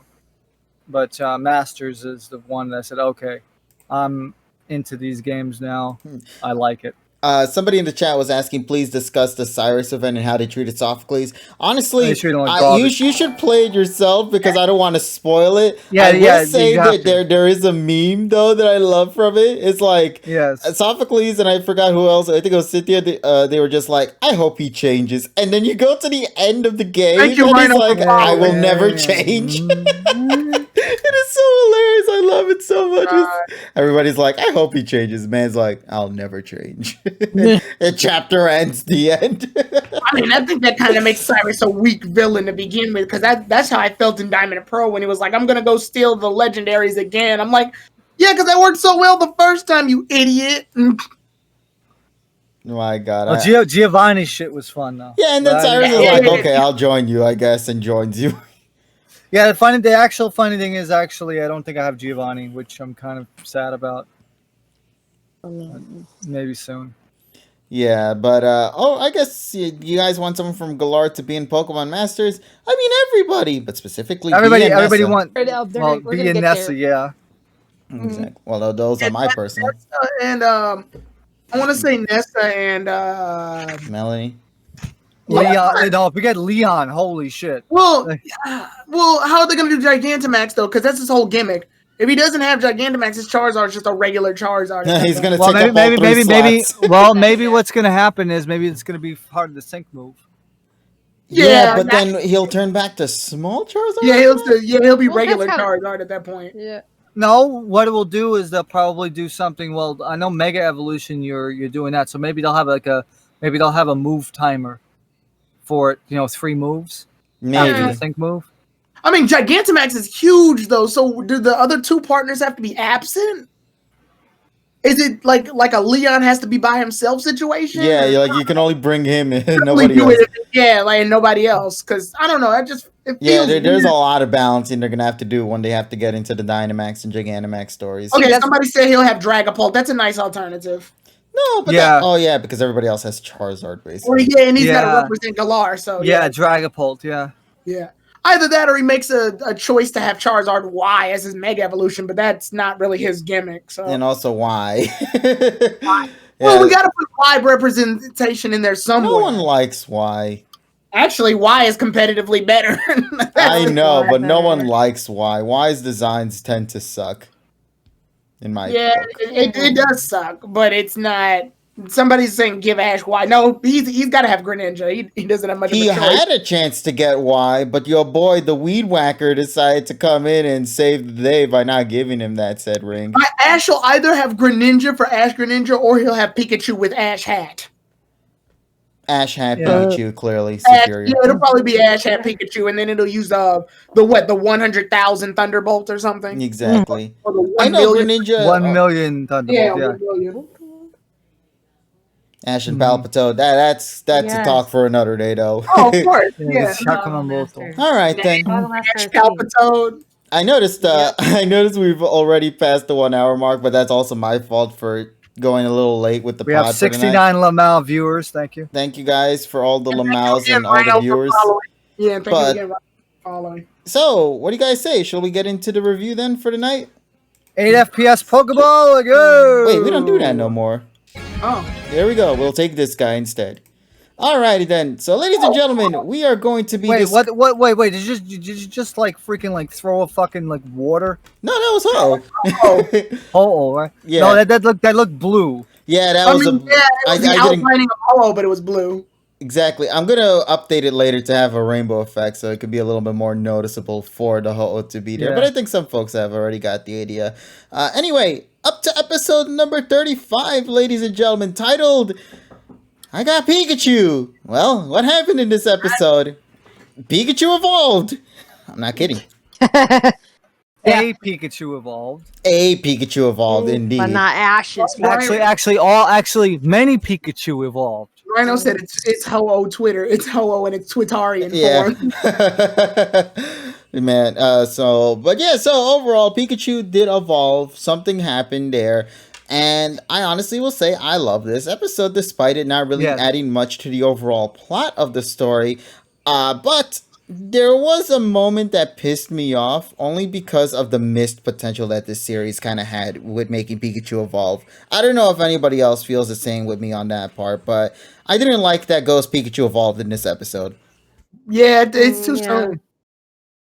Seriously, F Team Rocket, man, they ruined Pikachu, because Pikachu, like in the episode, Pikachu did not want to evolve. It specifically gave the Thunderstone to Go to hold on to it to whenever Go's Pikachu wants to evolve. It didn't want to evolve right now. Yeah, it stated it wanted to evolve at a later point, and I thought it would have been cute, because immediately after giving the stone back to Go, guess what the female Pikachu does? It nudges on Ash's Pikachu, and I'm like, oh my god, I can't wait to see those two together on screen more often in the series. It's gonna be the cutest little thing ever. And then Raichu. I mean, they can still be. Yeah, but it doesn't feel right. It turns from like a relationship to like a mother looking at the son. It will, and I will explain at the end. Isn't this the second? True love is binary, so. I was just about to bring that up, Polly. I was going to say, isn't this the second Pokemon to crush on Pikachu that belongs to a main companion? Yes. Yes. Yes. I'm only saying yes because I don't know. Now, if this show would do it, I don't trust the show's writing well enough to do it. But if this show were to do it, I would want to see them have an egg so they can have Pichu, but I doubt that. Yeah, Like, that would imply Pikachu had to have done something, and I don't know if I'm ready to accept that reality yet. The manga fucking does it, so why not? Because it's a kids show. It's But like, no, they didn't do don't have to show anything. The manga just literally says, "Oh, we woke up one day and they had an egg." Like okay, That's chat, educational. honestly, how would you feel if Pikachu just came out of it's nowhere in with the an egg video that's game. his? How would you feel knowing that it's his son / daughter? Then again, no. In a manga environment, you go to like Yokai Watch and you get freaking Jibanyan getting fucking beheaded and shit. Manga. Okay, Evie, you are right. You are right. Burnett and Kukui did do it. No. I'll give you that, Evie. I forgot that Kukui and Burnett also did it as well. Also, it's in the damn video game. Yes, but like I don't know. I don't feel but there's no the fucking animation. Game that's rated E for everyone. So yes, they can still do that, and they don't have to show it. They can just wake up one day and there's an egg. Wake up. Little Susie, wake up. Yeah, I know that song. But No, man, actually, I don't. actually, Hold on, I need to get some water. I don't know And how to they've think about this reality. Actually, my little And weird they've mind- showed eggs in the anime Yeah. before, so this isn't the first nor the last time. Oh no, it's not. No. Actually, my weird little mindset for the longest time, I was because I remember I actually always wondered like I would find it funny if Pikachu, if like you know how Pikachu does not like Raichu, but then he end up getting with a Raichu, and then I always found it funny. So I was like, well, it looks like that Raichu still cares for Pikachu, so I wonder where that's gonna go. I know Polly's probably fuming at the whole because of the Baneri ship with Pikachu. Wasn't that? But that unfortunately, I one-sided more. So yeah, I want to say that shipping was kind of one-sided. No, yeah, you're right. I just like callbacks. Yeah, Baneri was crushing on Pikachu, and Pikachu was just being awkward about it. I think my favorite part though is in Best Wishes when Dawn comes back, and there's I did like rivalry that. between Yeah. Oshawott and Piplup. Yeah, I did like that. Yuri pops out of the. Actually, wait, I'm getting mixed up here. No, yeah, you're right. Yeah, Oshawott, you're right. Yeah, Oshawott's crushing over Baneri, but Baneri doesn't want anything to do with Oshawott. He wants Pikachu. She wants Pikachu. Because Oshawott loves like cute, I guess. And Pokemon. I think in this episode they kind of knew that too. That's why they had Team Rocket use Baneri. But I'll talk about Baneri and Minccino later because I have some choice words and that shit was great. I loved it. Oh yeah. This is gonna be interesting because I actually didn't watch the episode subbed yet. I've only watched it raw when it aired. So Well, to be perfectly honest, there really isn't that much dialogue. yeah, you're right. No, I was able to understand. I pretty much got the gist of it. Yeah, I'm thinking the first time I watched it, I kind of figured it out pretty quickly because I was like, okay, it's not. If it's not dialogue heavy, then it's like it's pretty easy. So let me get my stuff out of the way because I know KG's away right now. Okay. There's a lot of things. I have a whole laundry list. First of all, that Fatachu was really fucking funny. That's what happens when Pikachu fails to go to Jenny Craig. So first of all, at the beginning of the towards the beginning of the episode, when they go to where the Pikachu are, Go takes vertical video. He has vertical video syndrome. At the end of the episode, you see horizontal video. So that defies fucking all logic. Okay? What even was the point then? I don't even know. I don't think they gave enough of a shit. Number two. When the Rockets do their motto and shit, and then the female Pikachu freaking goes up there and gives them the berries. Go just fucking like runs up the fucking metamorphic rock super fucking fast, and then like 3 or 4 minutes later, he's fucking struggling to climb the fucking same rock that he fucking climbed. The inconsistency for comedy's sake. Mm-hmm. I love that sort of comedy because it's so hilarious. Go with ease went up that hill. That was my favorite part. That was actually my favorite part when he goes right up to the cliff to get Pikachu. He's like, "No, mine!" He comes down. But to me, it's the comedic effect of the second time around where he's struggling. and it's the same fucking rock. Okay, the next one. The Rockets van. First of all, it looks like it was inspired. It was clearly inspired by two things. One was the Pikachu Gotcha toy that came out around Sun and Moon. That's number one. Number two is the front of the van looks like the school buses that were used, the mini school buses that were used in the 2000s in Japan. Oh, I thought you were talking about the Sun and Moon bus that shows up with the. No. Awesome. No. I mean, you would think that because the real life both- bus. Well, no, but you would think that also because that's in Sun and Moon. Like that's You think that, but they're saving it for Sun and Moon. and keeping on the same thing. This episode was definitely a plug for the Pikachu Taiyo Hasechu, which is the Pikachu outbreak, including the stuff that happened at the end, which was the marching, which is actually a double reference. First of all, it's the marching Pikachus in the Pikachu outbreak, and the Pikachu Arukudechu toy, the walking Pikachu toy, 2 in 1. So yeah, you have that. Then during the whole Gasha thing, for the very first time, we actually see what's on one of the sides of the paper that's inside the Pokeballs. And it shows 4 moves. So that's the first time in the series that we actually seeing that, okay, they have the moves written down, like all 4 moves written down on the piece of paper. We actually see that. So that was that. The whole thing with Ghost Pikachu, we'll talk about that. We'll get to that at the end. But what I can say is this is the best Raichu episode ever. Holy shit! It took them 20 plus years for them to not. Yeah, be this an is asshole. this is the first episode ever to actually not treat Raichu like shit. Jesus and his servant. Bisky. No, because Gengar. On that hill. Bisky. Nope. Because it got one. No, because it got fucking. Those Raichus lost the Banerium and Chino, so I'm going on Bisky. No, because we're talking about just the personality. We're talking about the best non-battle episode ever. Yeah, because Raichus have always had a thing with rivalries. You're talking to the man who is the Raichu man here. Hell, even what for the when they did the movie theater back in canceled that was Orange, and it wasn't that good. No, not Orange. Before that, the one with the Clean 82. No, 80. Well, technically it is because the opening changed, so I count that as Orange. I was like, really, for the when they made the movie, that's Orange. That's 80, like 60 something. Well, we talk because it was before he went. It's before he went to the Pokemon League. Okay, you're talking about 60 something. Yeah. Nah, but no, I don't count that. Yeah. Oh yeah, and then I was like, I know there's a Showboat one, and then the one I always remember the most. One, yeah. The one I remember the most though is like the one with the with Sugar. Sugar. That was actually good.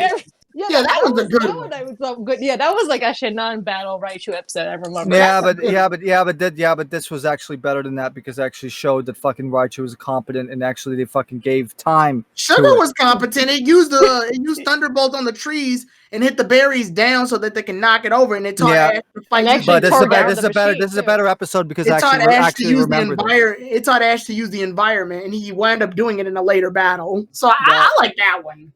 Yeah, but this is better. Yeah, I personally like this one better. Also, we got to see a pretty ballerina Raichu when it evolved and bursted out of that the nozzle. Like magical girl transformation. Yeah, like the Sailor Moon magical girl glide. Yeah, that was one of the best. That was one of the best like evolution winning sequences I've ever seen. It's so funny because it just burst out of the stupid nozzle, but just with such elegance and grace. She embraced it. She embraced evolution. I was like, oh my god. But one of the other things that I loved was, I'll say this again. I've been saying this since day fucking one. Never judge an episode by the preview alone. No. Now the scene in the scene that was in the preview that was here, I did like the fact that because you have Raichu, male Raichu, jump on the top of the rock, and then Go was legitimately like, oh shit. Like that's you just said like shimata. You know, like shit. Yeah, Shimata. yeah, shimata. You count that as like damn, but basically it's like fuck or something. Yeah, you know? it's the American version. It's like shit. You know, because the way that he says it too, he said it slowly, and it's like Yeah, shit. he wanted to make sure you got what he was trying to say. It's like That shit. Like, put like and emphasis on the danger and that's Sa- coming in his yeah. way. No, and then Sadaji was like, "Oh yeah, it happened. Yeah, you did I it. love You her did it. more and Like more. you did it. Like it happened. You did it. Like, yeah. So I did appreciate that part too. So it's like you see the jumping right there. But but showing Raichu like this, and with Raichu now, we're gonna probably see her a lot more now, and that makes me fucking happy. I You know hope you know how that's the many only fucking years I have waited for Raichu to be a fucking semi-regular in this Yeah. fucking series. Now that part I do like. Yes. We got the other chunky Raichu in the summer camp. Oh yeah, the one that Ash used. That was a good use of Raichu. No, Actually. but Yeah, I but mean, I that was wasn't a like, Raichu okay. focus though, is what yeah, we're- No, it wasn't a focus. This is like the first Raichu focused episode that's Yeah. I'm not going with battles. Ness on this one. I still like the Sugars Raichu situation. I'm gonna say this one. Despite one. how pointless this episode is, aside from the Raichu capture and the cute little references, this is still a pretty fine episode. Like, to be honest, I think the best way to summarize it is if this episode happens to play on TV and I have it on and when the episode is airing, I'm not gonna skip it. I'm gonna watch it. It's gonna be one of those episodes. Oh. It's not gonna be. It's not like a fantastic episode or like a absolutely pointless, worthless episode. No, it's just one of those that's like if it just happens to play, I'll give it a watch. It's definitely a nice episode. I think there's two things, unfortunately, that are against it that aren't in the episode's control. Like the episode itself can't help that, but one of them is the placement in which this episode is. Yes. Okay. I'm not the only one who feels that way. Yeah, it's placed in a very awkward spot, especially when you know what the next episode is going to be. Two, I'm just Pikachu'd out. Like we've had an XY Pikachu episode, a Sun Moon Pikachu episode. I will say this is, to me, I like the XY Pikachu episode a little bit more. Oh no, that, in terms of a Pikachu focus episode, that XY is great. one's my favorite I think one. the XY one's better, but I think this one's better than the Sun and Moon Pikachu. Yeah, I agree. the one in Sun and Moon sucked. Yeah, the Sun and No, Moon. the only reason why Sun and Moon's is great is only because of Picarla. That's it, and also Well, the yeah, Afro but- Chew. Well, yeah. Or But not out Afro of Chew. all What of was it? them, I think this JoJo one's Chew. I'll call him. one of the things I like, I like when they stole all the Pikachus, including Ash's, and Ghost Pikachu is like lamenting over the fact that she lost all her buddies. Yes. Yeah, I like that. It's just a nice moment. It's really nice to see a Pikachu outside of Ash's get some decent spotlight. I think this is the only other Pikachu other than Richie's that belongs to a reoccurring character. Or just the main character. Right, well, until it evolves into a Raichu, because, we can't have two Pikachus on screen. That pisses me off, man. I wanted to see Pikachu x Pikachu moments in this series, because it's like, I'm getting tired of the stupid Pika clone and Pikachu moments. This is like the one occasion where it could have been a true Pikachu. And it's Go. I would say, and it's Go, so we don't have to see it every episode. Exactly, and they're in the park, man. They literally are at home. I just needed some But stuff this like means, that. this means we're gonna get more Raichu merch, and that makes me happy. Oh no! In terms of Raichu fans, I'm happy for you. I just wish Go caught the fat fucking Pikachu though. The fat fucking. No. My favorite part was like Pikachu. Yeah, it had like the super deep SL voice. It was great. I'm glad I love when you pissed them off, though. I'm glad we got Bisky's episode before this, though, because as much as I like generous, like very giving Raichu, it's good to see that there's a battle competent Raichu in the world of Journeys. Yeah, and Because- treated respectfully too. I'm sorry. Bisky's Raichu to me is the best Raichu that's been shown off. But Because the thing it is, held though, its own. It held yeah. its own and didn't get pitched out by Pikachu's speed. Yeah, but it still got fucking one shotted by Gengar. I mean, it got beat by Gengar, but that's only after it put up a fight against Pikachu. So it already fought two Pokemon. Well, Like, speaking of Gengar, you know what that means. We're gonna have Raichu versus Raichu. Let's go. please, yeah. Someone posted up on Twitter today saying like, oh, like it'll be freaking awesome if Go's Raichu battle either against Viscus or Lieutenant Surge. Dude, that'll be the match of the fucking year. Yeah. Ghost Raichu's not much of a fighter though. Like it's very Well, clear. you never know that. No. Well, you can see which one's more battle ready. You know what? Now thinking about it, I want this Raichu of Ghost to be like Leavanny from Best Wishes, where it just gracefully dodges. You know, like in the league. Yeah, look at this Pikachu. Look at this Pikachu. It speaks elegance. I mean, Raichu. Yeah, Raichu. Look at this Raichu. It speaks elegance. It speaks just calmness. I would love that. We just had Bisky's Raichu lifting fucking weights with its tail. Like, that's hardcore. No. See, that Raichu was built to fight Ash's Pikachu. It was never built to fight Go's Raichu. I was just built to fight. I'm just saying, man, that Raichu versus Raichu fight, I don't care how quick it is, I still think it's going to be a fun-ass fight in itself. I know, and I would love to see. I saw that post. I was like, oh, man, if I see that, I'll be like in heaven. It's going to be match of the year. It's gonna be exactly. But speaking about Raichu merch, I did see like, what was it? Let me see here. I just want to make sure I have things correctly, because I know there was like new merch coming out. Like there was a Gengar merch, and I think I saw a Raichu amongst it. But there was just some other stuff in this as well. Like there's a poster for actually let me show this off real quick. I'm gonna post this here for the chat to see on the stream. So give me just a second. But one of the magazine scans had like a cute little Pikachu and reboot moment here where they're just like snoozing. Hold on, let me just put that there. Just look at that cute thing right there, man. The Raichu just handing you. Yeah, and then and that shit, yeah. Man, but overall, man, I all I could say about this episode is I just loved it. I really loved the episode. 8.5 out of 10 is the best. It's the best episode to actually feature a Raichu that wasn't battle focused. Yeah, I will say it because I remember this, not fucking Sugar. I remember this shit. I remember Sugar. Exactly. Exactly, Kate. I really no. I'm being sincere. No, Ness and I legitimately described it because we both remember it. Sugar. But who? Look, even Chad's asking who. I think I remember it too because nobody remembers that shit. I know no one does, but I do because I was. It's because the old lady kind of reminds me of someone I know. So that's unfortunately because Diamond and Pearl was trapped in a minutia filler. But that's not the episode's fault. That's just the series' fault. There was like a lot of things like people forgot. Yeah, Sugar was the Pikachu that lived with this old lady, and the old lady would collect berries using Pikachu's Thunderbolt. Well, Sugar ran away, and Pikachu wound up in the same spot, and the old lady kept thinking that Ash's Pikachu was Sugar. So when she would have Pikachu didn't want to hurt her feelings, so he just rolled with it and decided to be, with the old lady. Turns out Pikachu, Sugar, the Pikachu that ran off to evolve into Raichu. So when it came back, it learned Focus Punch too. So that's why it was like actually the hero of that episode. Right. So that's what ended up happening. So that's the plot point behind that.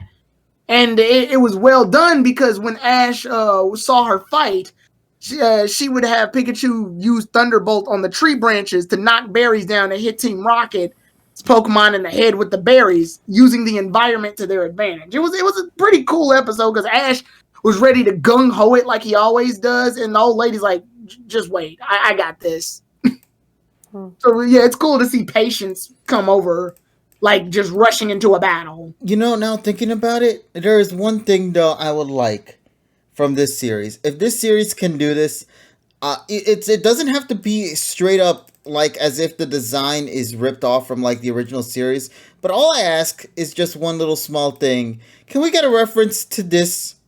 If we see Raichu and Pikachu dress up like this for one of the episodes later, that will make me so happy, man. Wait. What? I mean, you would have to put a lot of trust that they remember that. No, I'm not saying like this particular outfit, but I'm just saying just have them dress up and something like that again. I think that would be cute. They have Raichu now. Please, just do something with the Raichu. Don't disappoint us by having it in the background. I'm a little bummed out it became a Mamachu in the end, which I think is going to be an ongoing, recurring joke that we're going to be seeing in this series. But which I'm gonna love because, like I said, just yeah, to for see Raichu getting fans, screen shine. Exactly. Waiting fucking years. Yeah, for that it's gonna Raichu be fans. more than a fucking single episode in a fucking series. I can't wait, man. I think that's my favorite thing about it. And Just the yeah, I know possibilities. about fucking Alolan Raichu, but Alolan Yeah, I'm Raichu is gonna a say different animal. Different animal. It's I would say it's the same Raichu, just in a No, different it'd be spot. cool. It'd be cool if because if we're gonna go to the Lola region soon, it'll be funny. It's like Oh, Go yeah. brings it Oh, Raichu dude. to Oh meet my god, Alola the Raichu. pancake girl with the Raichus, Yeah. Oh my god, They're yeah. That's already kind of reaching right now because of the Alolan fan. That would literally have to mean that they would have to focus on an almost reoccurring filler character. No, but she's pretty much one of the main cast members in a very small world, really, if you think about it. That's a lot of hope. I'm just saying, be careful. I know the No, Korean I know. episode Yeah, taught me that's to a be lot of safe. hope y'all holding. There's a lot of hope y'all carrying right now. Just be careful. Listen, I'm only saying this because I'm very scared about the fact that the episode that we're getting for Lola. Well, actually, before we get to that, is everybody done with their review for this episode? I guess. Let me just look at my notes. I I'm just looking at wanna- my notes real fast. I want to talk about Team Rocket's Gotchamons because that was a highlight for me. That All was right. the If you have something to say about that, go right ahead, buddy. that made me laugh my ass off. So the Heracross episode, they had Drapion and Venipede, was it? Scolipede. And those are really strong bug Pokemon, but they did absolutely nothing. Like they were useless. I love that, and it's a love-hate relationship with the Gotcha Machine. I don't like the Gotcha Machine. I'm gonna be perfectly honest right there, because Team Rocket does an ironically better job, like being just caring for their Pokemon than just being bad guys. So it pains me to see it, but it's very clear that for a Gotcha Machine, air quotes, it's not super random. It's based on what they're doing at the time. If they're fighting bug Pokemon, they're going to use bug Pokemon. If they're at sea, they're going to use water Pokemon. So for this one, since they had to deal with Pikachu, they dealt with Pokemon in the Fairy Egg group. The cutesy Pokemon, the small the small mammal cute Pokemon. And what did they get? They get Minccino and Baneri. And even Jessie goes, "Can this cute thing even fight?" And then the minute she says that, Baneri whoops Raboot's ass. Like, I loved it too, because didn't they have like an ominous face before they started charging? Yeah, they did. They were like, Minccino and Baneri proceed to beat the ever-living shit out of they all were the like, Pokemon. they were like, who are you calling cute? Let me show you. Like, kick their ass. Minccino, I have a special place in my heart for Minccino. I always felt like if Unova was separated from the rest of Pokemon and they needed a mascot, it would be Minccino. Like that would be the Pikachu of Unova. Even though we have Amoga. Amoga's the Pikachu clone, but Minccino looks more like the mascot. It would be the mascot for Unova specifically. Minccino is the Pikachu of but that. I love generation. it. Well, yeah, it matches because Minccino's gray and Pokemon's black and white. So yeah. I really love Baneri and Minccino ready to kick ass though. They're like, no, don't look at me. I'm just cute. I'm ready to kick ass. I love the idea that they put up a really good fight. Now that kind of sucked for the Raichus. Now I'm about to get to those. Yeah. I don't like how the Pikachu stood a better chance against them than the Raichus. The ones that are now granted they're not trainer Raichus, so they don't have any guidance. They're just fighting, but still, it kind of bugged me that they didn't put up good of a fight. But to be fair, it's because they evolved like a few minutes before. Yeah, so they didn't get adjusted to their just body. They just got evolved. I'll give them They that. just evolved. It's not also, like they. they're It's not a- trained. I'll give They're them not a human pass. trained either. Remember, They're just like- Raichu isn't exactly like Pikachu fast. If you see in the animation, you'll know that Raichu is a little slower than the. Yeah, no, I hate that because video game wise, Raichu's statistically faster. Yeah, but we're talking about anime. They did that to justify it, and I don't like that though because it makes all Raichu seem like they suck with the exception of Biscuits. Biscuits is really good. Jesus fucking Christ. but yeah, just I don't know. Also at the end of the episode, I just love how goes Raichu, just runs towards Pikachu and fucking just bodies him like freaking like a fucking car hit him. I love that. He was trying to hug. I think he was trying to hug Pikachu. I was like, Ooh. I was like, oh, and then Raichu just felt so bad. He's like, I'm sorry, I didn't mean to smack you down. I'm still But, bummed yeah. out now seeing this image. I wanted Fat Chew. I hope Fat Chew Fat comes Chew, back. yeah. Yes. Yeah, And but, then- I did like the fake out of the cute Pokemon. I like what rebooted. I like when Reboot got the hang of fighting Baneri, so the two were just like fighting really hard. And I do like the Ash moment where since he didn't have any, I guess he didn't bring any Pokemon with him that day. Because because he's like, come get me, Vegeta. yeah, because he doesn't have any Pokemon, he's got to technically fight Minccino by himself. Like, it's just like, Yeah, put him up. He's like, come on, put it up right here. and also one thing I do like, because it's been a while, and if you're gonna bring the gimmick, then bring the gimmick. I like the fact that they technically did a mission, a Professor Sakuragi mission. They haven't done a damn Professor Sakuragi mission. It almost felt like they've just been living there rent free for the past few months because They are. they haven't been doing a damn mission at all. This is technically a mission. They want Professor Sakuragi wants them to figure out why the outbreak happened, the Pikachu outbreak happened. So it's good to see that they actually did a mission. Yeah. And this was supposed to be, like I said, this was supposed to be a episode that highlights that, because thanks to the fucking Backstreet Boys tickets, it never happened. But if you go back 6 weeks, this would have happened at the end of July, so it would have made it like 2 or 3 week gap where they could get people informed that hey, the outbreak is happening. And I think because of all of the tie-ins, that's why I think this episode works really well. Yeah. Because if you know the references, then it stands out. But for somebody who doesn't know, it's like, what the fuck is this? But I'd say they did a good job in terms of like promoting the products. I mean, it's Buy Our Toys anime, so they did their job. Did they make a Buy Our Toys for Raichu? Yes, and I can't wait for all the Raichu shit now. Especially if we get, I'm going to go broke because I'm gonna have like Dogasu or somebody fucking buy it for me. They're going to make like those candies, and they're gonna have a Raichu one with the fruit. No, it's gonna be like Pokemon Kids Raichu, tons of shit. Oh fuck! It's gonna be those Petra Berries. I'm telling you, it's gonna be Raichu and the Petra Berries. They're gonna be Oh together. my god, I'm gonna have to fucking buy it. It's gonna be a fucking Gasha line. Oh my god, I'm gonna have to fucking buy the whole thing. Yeah, when something fan favorite of yours suddenly happens, you're going to go broke for it. It's gonna be great. I have been, been waiting so fucking long for something like this to happen. I hear Salt. But I understand what you mean, man. It's been a long time coming. You gotta remember, it's like everybody has their own favorite Pokemon. I mean, come on, there's over 900 of them, right? Yes. Yeah. So to have yours being after so many years fucking neglected, like one and dones, or alternative forms that because the series was different, now to finally get a place, I feel vindicated now.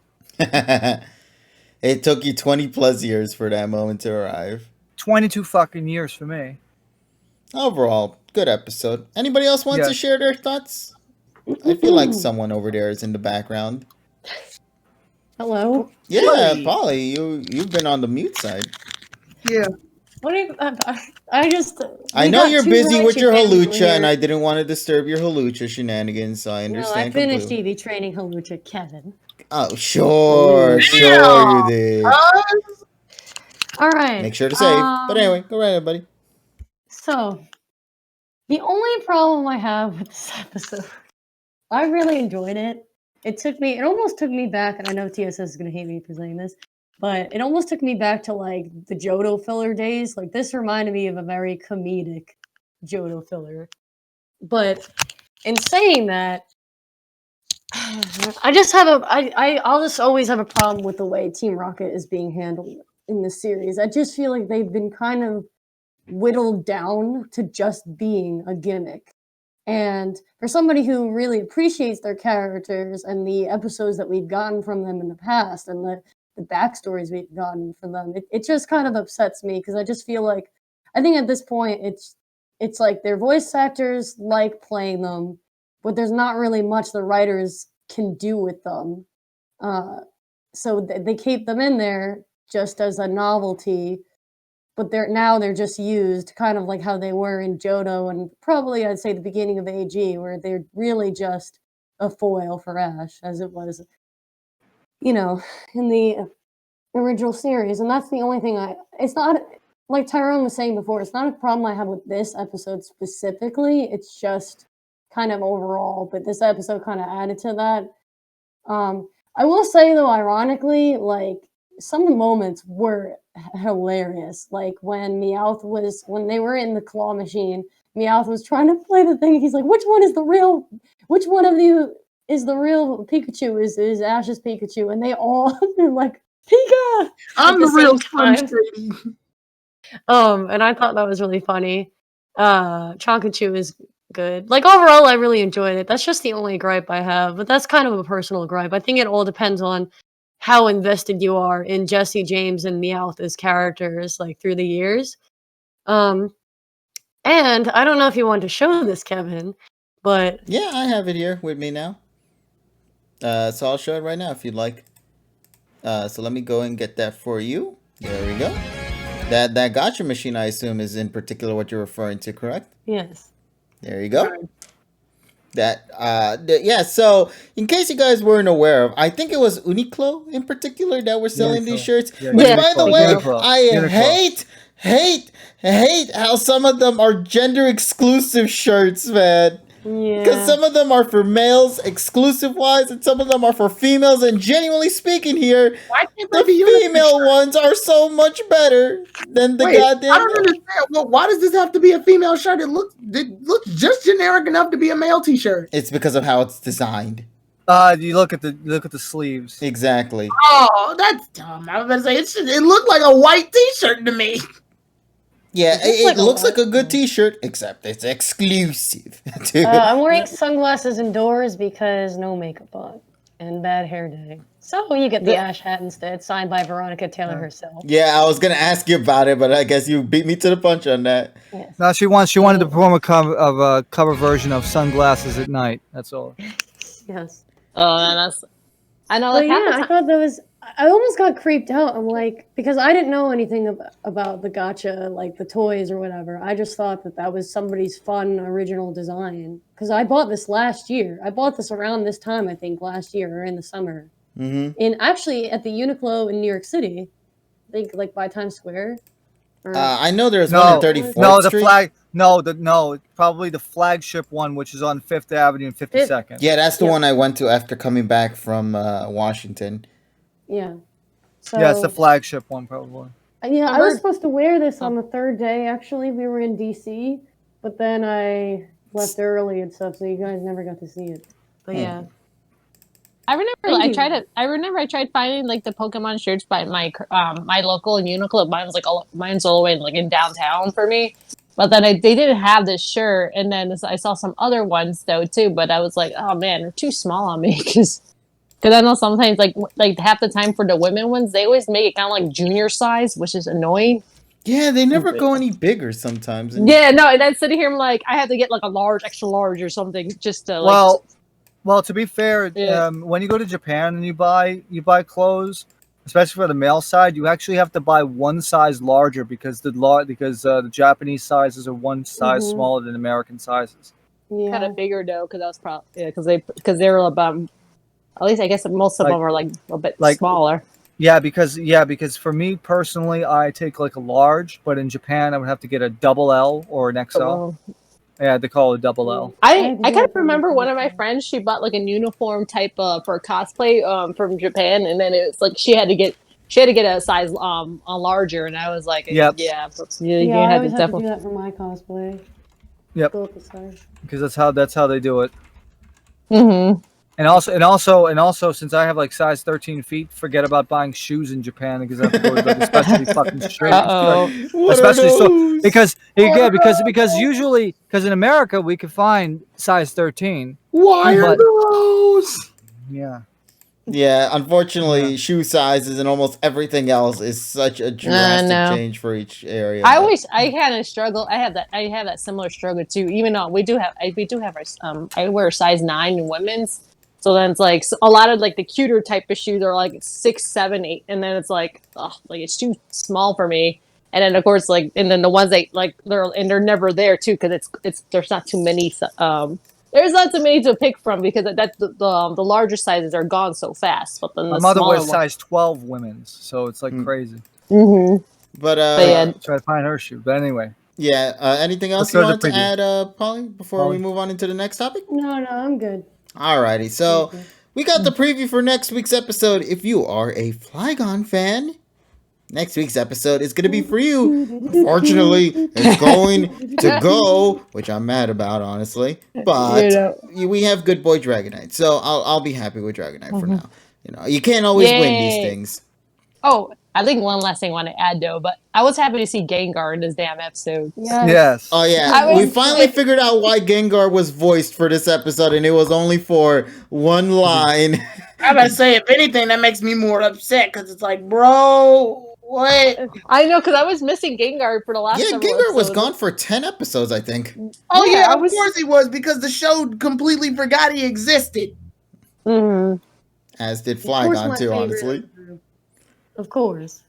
Yeah, so in terms of development for, like, say, Gengar, Riolu, Farfetch, Dragonite, not named Pikachus, this ain't going to be your kind of episode. But it's not meant to be including them anyway to begin with. It was all Pika-centric. So, it's just a little fun filler. The only issue I have with it, as stated before by Tyrone and others here, the placement of it just feels jarring at best. And I guess we'll go back to normal in next week's episode. But yeah, Flygon episode I'm excited for.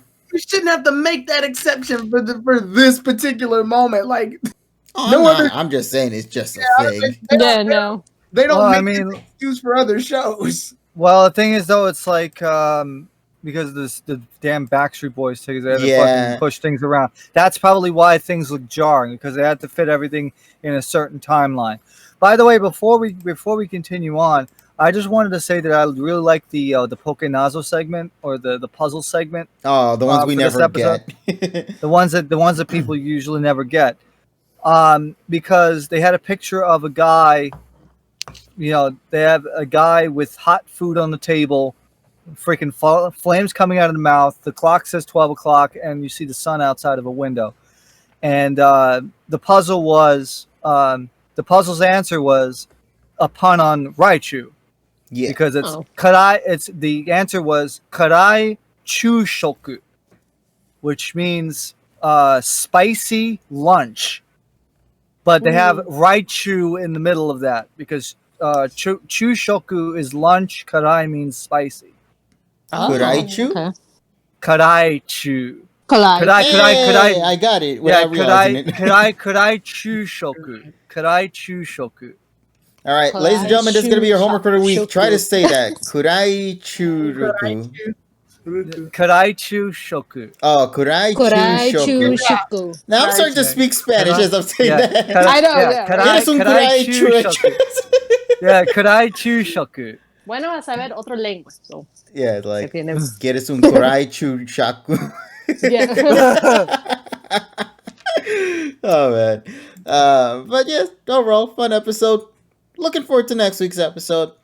But honestly, next week's episode doesn't seem to have as much of an impact towards what's going to be happening the following week. Because that's going to be the one where everybody is excited for the most. Especially if you are a big fan of Alola. So, which I'm not. Which I really... Well, but I will respect them. Yeah, of course, everybody's entitled to their opinions. As you know, I'm not a big fan of, say, the XY Kalos saga stuff. Karina showed up, and you could see some of us were super excited to see her return.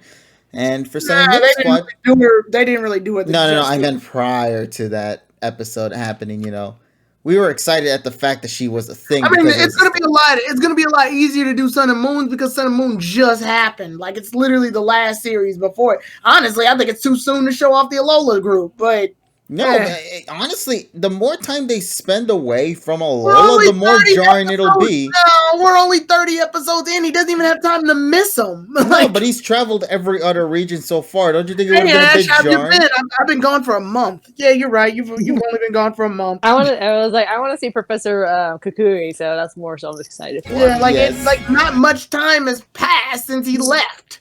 Alrighty then, so let's get talking into this one, shall we? First of all, massive thanks to Ash and Serena on Twitter for providing the images as well as the translations that also accompany it with these said images. So, obviously, the first one focused on Ash versus B, the rematch. But honestly, I'm not really looking forward to that one as much as really anything, honestly. But the Kiawe versus Go one, this is interesting to me. So, allow me to read a little bit of an excerpt on this, and then we'll go into discussion as to what we think of it overall. So, Satoshi and Go's 2 battle trials. There are battles that trainers cannot avoid. Satoshi and Go each face a personal trial alongside their trusted companions. Now, it says here, I want to be acknowledged by Satoshi's friend. Go has no choice but to show his prowess in a battle in order to get acknowledged by Kiawe, who has battled Satoshi many times. Will Rabifut's, or Raboot's, moves work against the Hot Flames, Bakugamis, or Turtonator emits? Now, Kiawe and I'm about to Turtonator... watch Z moves get tossed around like Mega Evolution was in this series. Because notice he has it. And I'm thinking to myself, Go has nothing against the Z move. He can't Mega Evolve either. But this boy's about to beat Kiawe on some bull. That's what I'm going to get on into just a bit once I finish this excerpt. Y'all about to get Chaz. Yeah, because there's some things you have to understand from, obviously since you never watched the full Sun and Moon series, there are some things that I have to bring up only because it's going to piss me off, alright? But we'll get to that in a minute. Kiawe and Turtonator.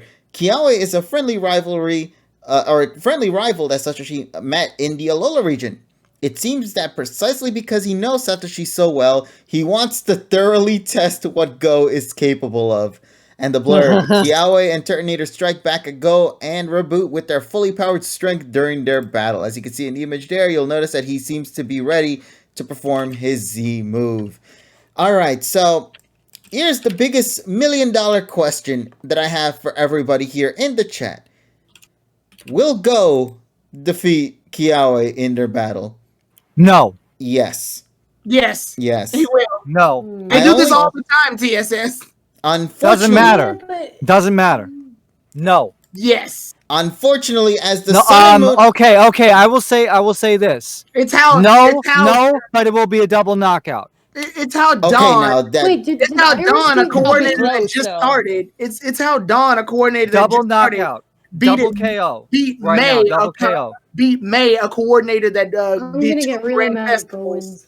Double It's gonna be knockout. I feel it's gonna be close. But It I shouldn't don't even think- be close. This is Go's second major battle, third I major know, battle. yeah, I felt- but the you never difference know. is that Dawn had experience. Like we saw her for a good, Not two portion grand of the festivals worth of series. experience.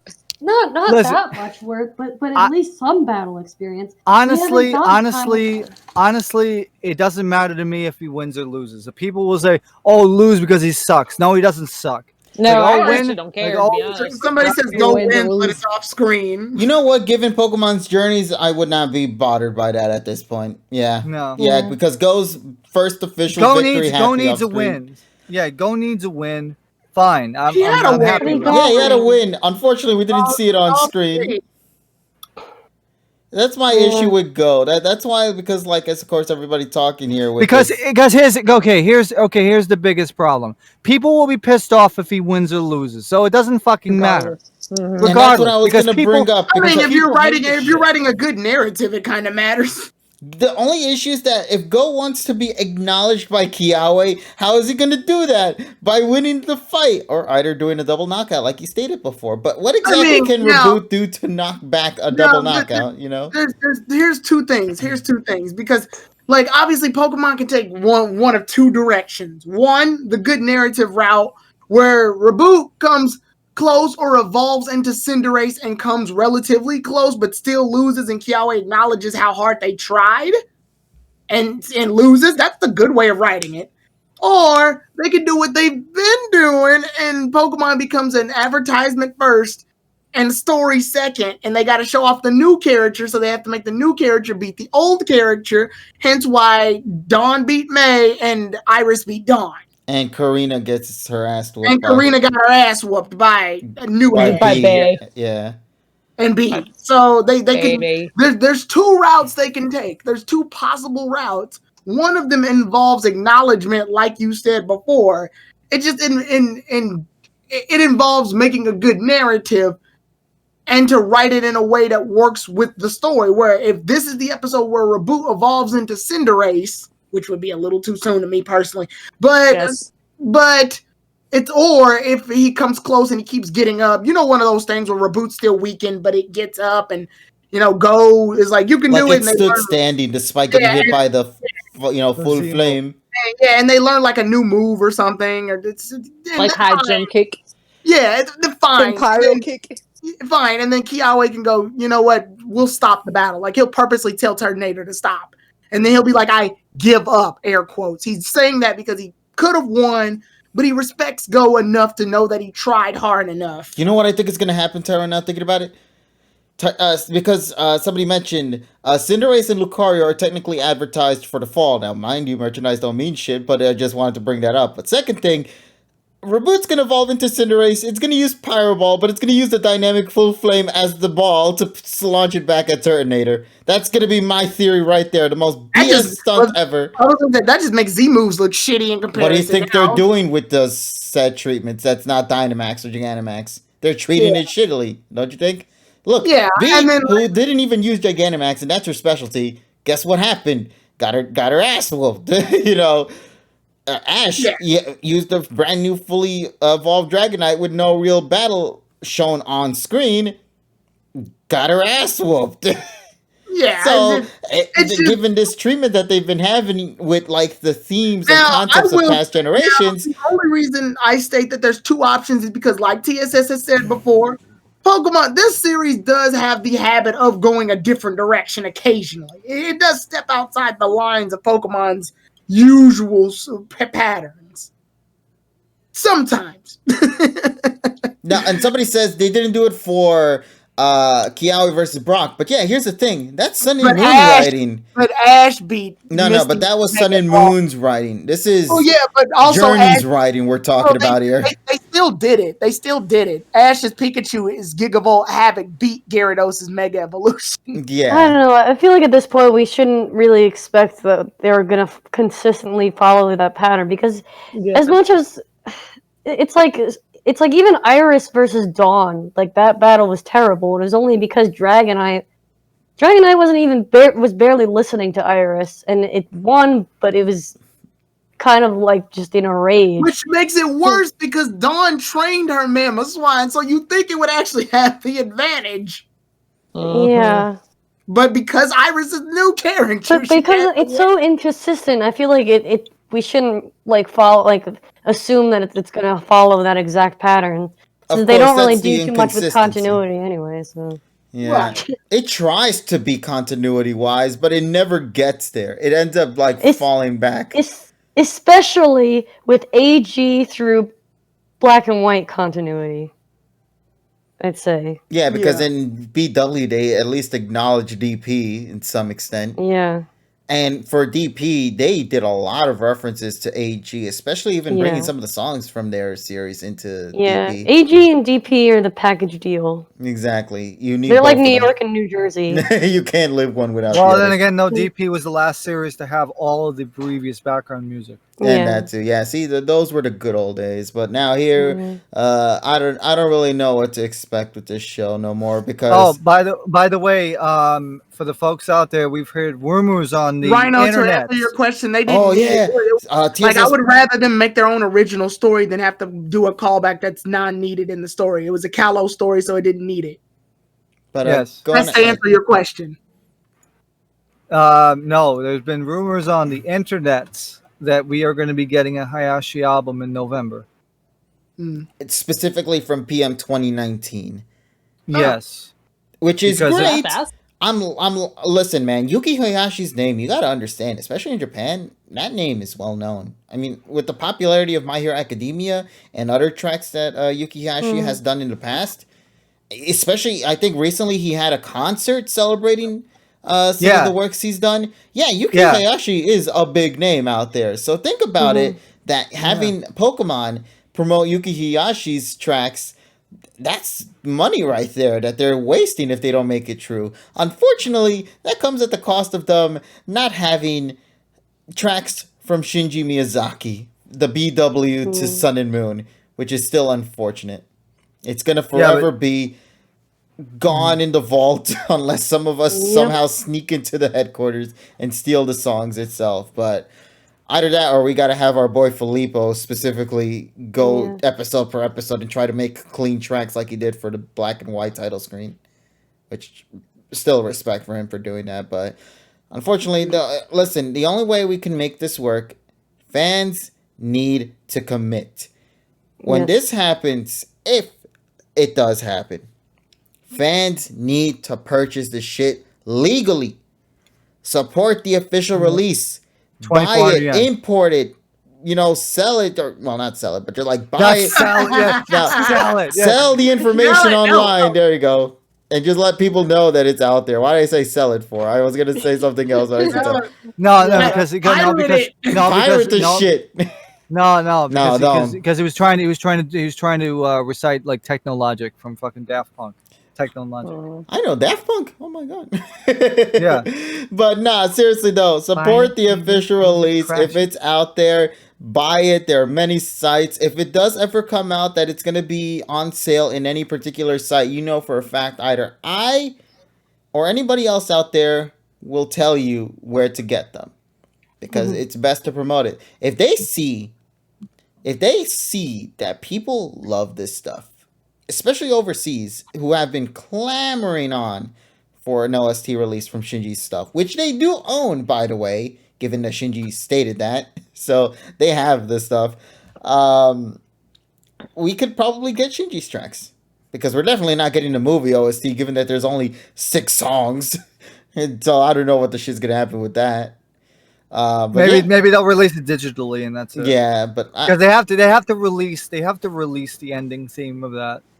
Probably what's going to happen? Single, yeah. Maybe it's going to be its own EP. Yeah, we're gonna get like a package deal because it's all Taikuo Okazaki's music.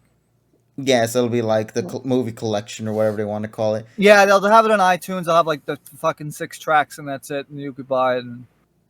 Yeah, there's only like 6 songs in Coco. Yeah, there's only 6 songs in Coco. Yeah, well, no, it's confirmed that there's 6 songs. Just 6. The ending theme. Yeah, the ending theme and the 5 BGM. That's it.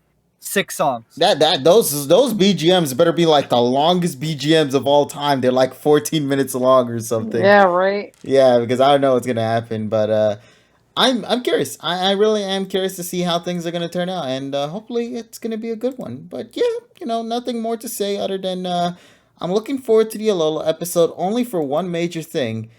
As you guys are aware of, the Alola family is one of the things I love about the series the most, but it's not just simply the family themselves. The ones that really help seal the deal are Ash's Pokemon, and they have officially been confirmed to be reuniting with Ash somewhere within this upcoming Alola episode from the poster that we got. You see Lycanroc, Melmetal, Incineroar, Rowlet, Pikachu, of course, just the whole squad together. Brand new again. And that to me is exciting because that means that in order for Ash to see those said Pokemon, he would need to visit a certain person and their house to kind of see them again. So I'm only saying maybe we'll see Kukui and Burnett at some point too.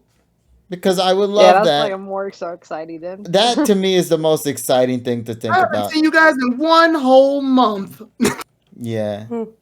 No, I'm only assuming, Amora. That's just simply my speculation right there. Well, I know. I don't know. No, I'm responding to the chat. I would say that's still my generous criticism is that it's too damn soon to see. What are you talking about? They celebrated Christmas like a couple of months back. Time has passed, buddy. Not a lot. Yes, it has. If Not you've a been lot. watching the series We're on properly, you'll know. episode 30 something. Like what? 30. Yeah, if you're only caring about the episodes and not the actual seasonal changes that's been happening in the series, which, by the way, they went through spring and winter in this show so far, so clearly time is going by. The show's not even a quarter of the way done. Well, we don't know that. We don't know that because this is a ongoing series. It's not bound by Game Freak. Oh, okay. If we base it off of the 140 rule, the show's not a quarter of the way done. Yeah, But it's not going to be 140. I said if we base it off. I'm using the data I have. I'm using physical data that exists to make my evidence. Jesus Christ. Anyway, and by the way, it's 146, so you got that. Well, the point is the nitpick. Anyway, we're not. Well, you nitpick me about fucking sugar. So get the fuck out. Nitpick Dawn's too. If anything, that makes it worse because you just added more numbers to it. If you're going to make a statement, do it right. That's how it is. That just adds to my point even more. Tyrone, you nitpick. But I can shut you down with caramelized onions, and then we can move on. The point being is that the show's still in its beginning stages. Well, which is fine because this is not. It was almost like oh shit, we gotta do something. Bring Alola back, quick. We'll get the views. Fuck it. No, because it was the last region they need to go to. So that was the literally they've traveled through every other region. Okay, I'm gonna say this right now, Tyrone, because for some reason everybody seems to freaking ignore this.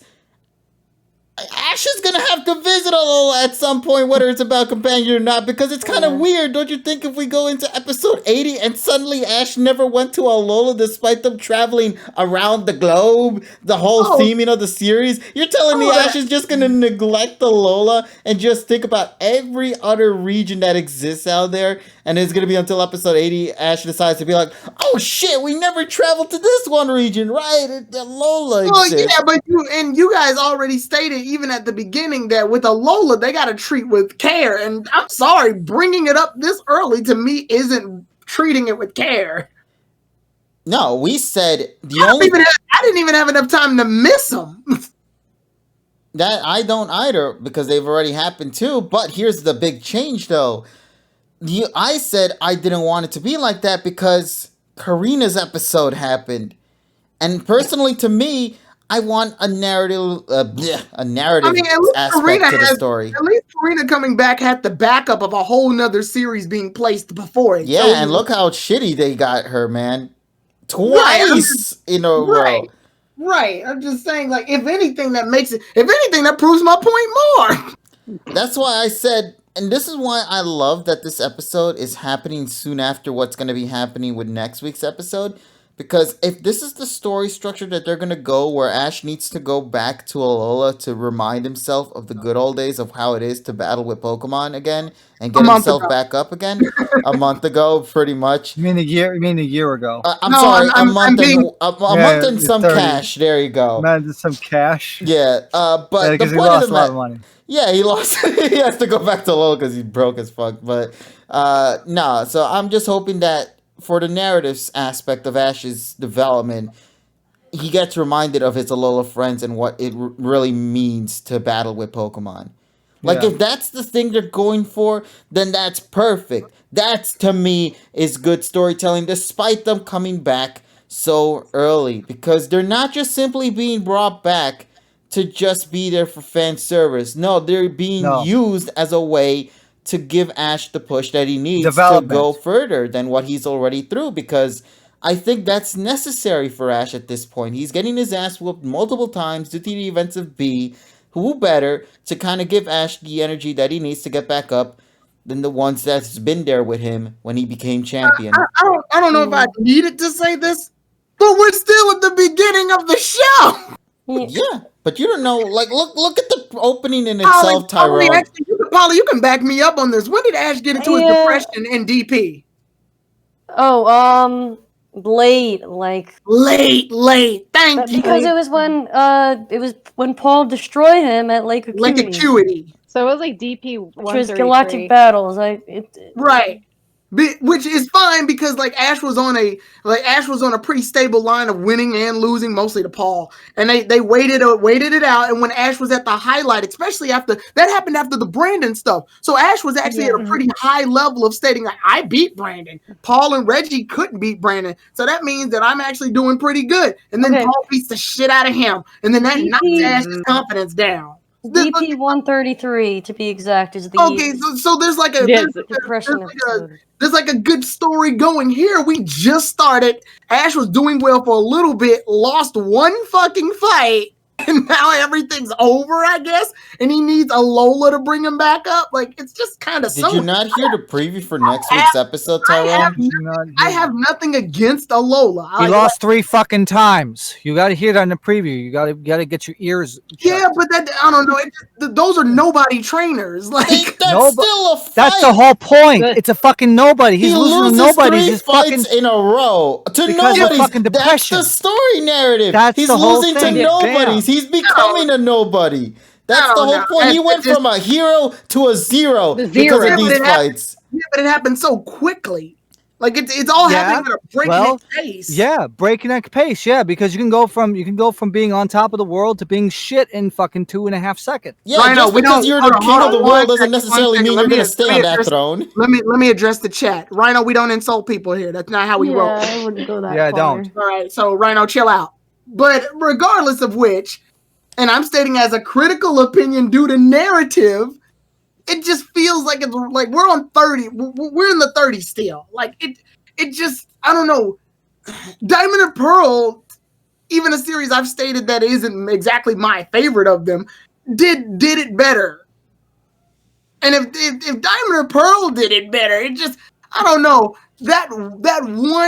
Those 2 episodes of him losing to B, included with him losing to the random 3 trainers, it's not enough for me to feel bad for him because I've seen Ash go through worse. I've seen Ash go through way worse. It kind of feels too early right now, but I don't know. Like we haven't seen the next week's episode. I've seen him lose repeatedly to Trip. I've seen him lose repeatedly to Paul. I've seen him fucking lose to. I've seen him win to Shota in like a huge clean knockout, and then immediately lose to Shota when they make it to Snow Point City, and then lose to Alon around that same time. And then lose to Wolfric right afterwards, which got him down more. So I've seen him go through worse. No, I see both sides of this. I think the problem is this series is unlike anything we've seen before. It's like we're not stuck in one region, so it is a little fast for my personal taste. But we have no idea how long this series is going to last as well, because we never know. The Eternatus stuff might just be one part of it, and then we go to a completely different one in there's that 6 months. But I agree that you're pretty valid in thinking that maybe this. And you're right, and yes, and Tyrone is right. And I'm not saying like, and they're right in the sense that we don't know how long this series will last. It's hard for me to feel bad for Ash go through a depression when I've seen him go through worse depressions. But he's not even going through a depression. I'm sorry. Like when he lost against Brandon twice. Yeah, but the character. Okay, but Polly, though, go what you're going to say because I had something to follow up to that.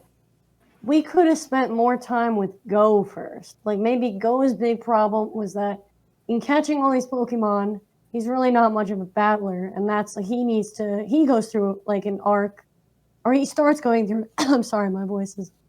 He starts going through an arc early on, and maybe he gets a little depressed because he's losing battles, and then later, a little bit later, maybe towards the middle of this series, we start getting to the Ash stuff. I don't know. Here's my issue with Go and the battle aspect. I can't feel anything for it because it doesn't matter. They already it doesn't matter because his whole thing is about captures. Yeah, for him to lose battles, it doesn't mean anything in the grand scheme of things because guess what happens? It's not going to add to him going to the Pokemon World Championships. It doesn't mean he's going to get to fight gym leaders. No, he's just simply catching Pokemon, and that's his story narrative, which is why I'm perfectly fine from shifting from Go's stuff to Ash's at the moment. The only issue that we're having right now is that, one, The pacing is all over the place. I can't tell what the hell we're doing at this point. We're 30 something episodes in. 2, I'm scared because with how they've treated past characters, I'm gonna be bummed as shit if I find out that Go somehow beats Kiawe in this, a character who made it to the top 4 of the series and all that in the league. You know, I don't know what's gonna happen with this. Like personally, this is gonna be, to me, this is gonna be the deciding factor of whether or not I'm gonna continue enjoying this series or not. Because they're touching upon something very significant with this upcoming little episode. Well, considering that this is second to bottom for me, it really doesn't make a difference, but for a lot of people it does.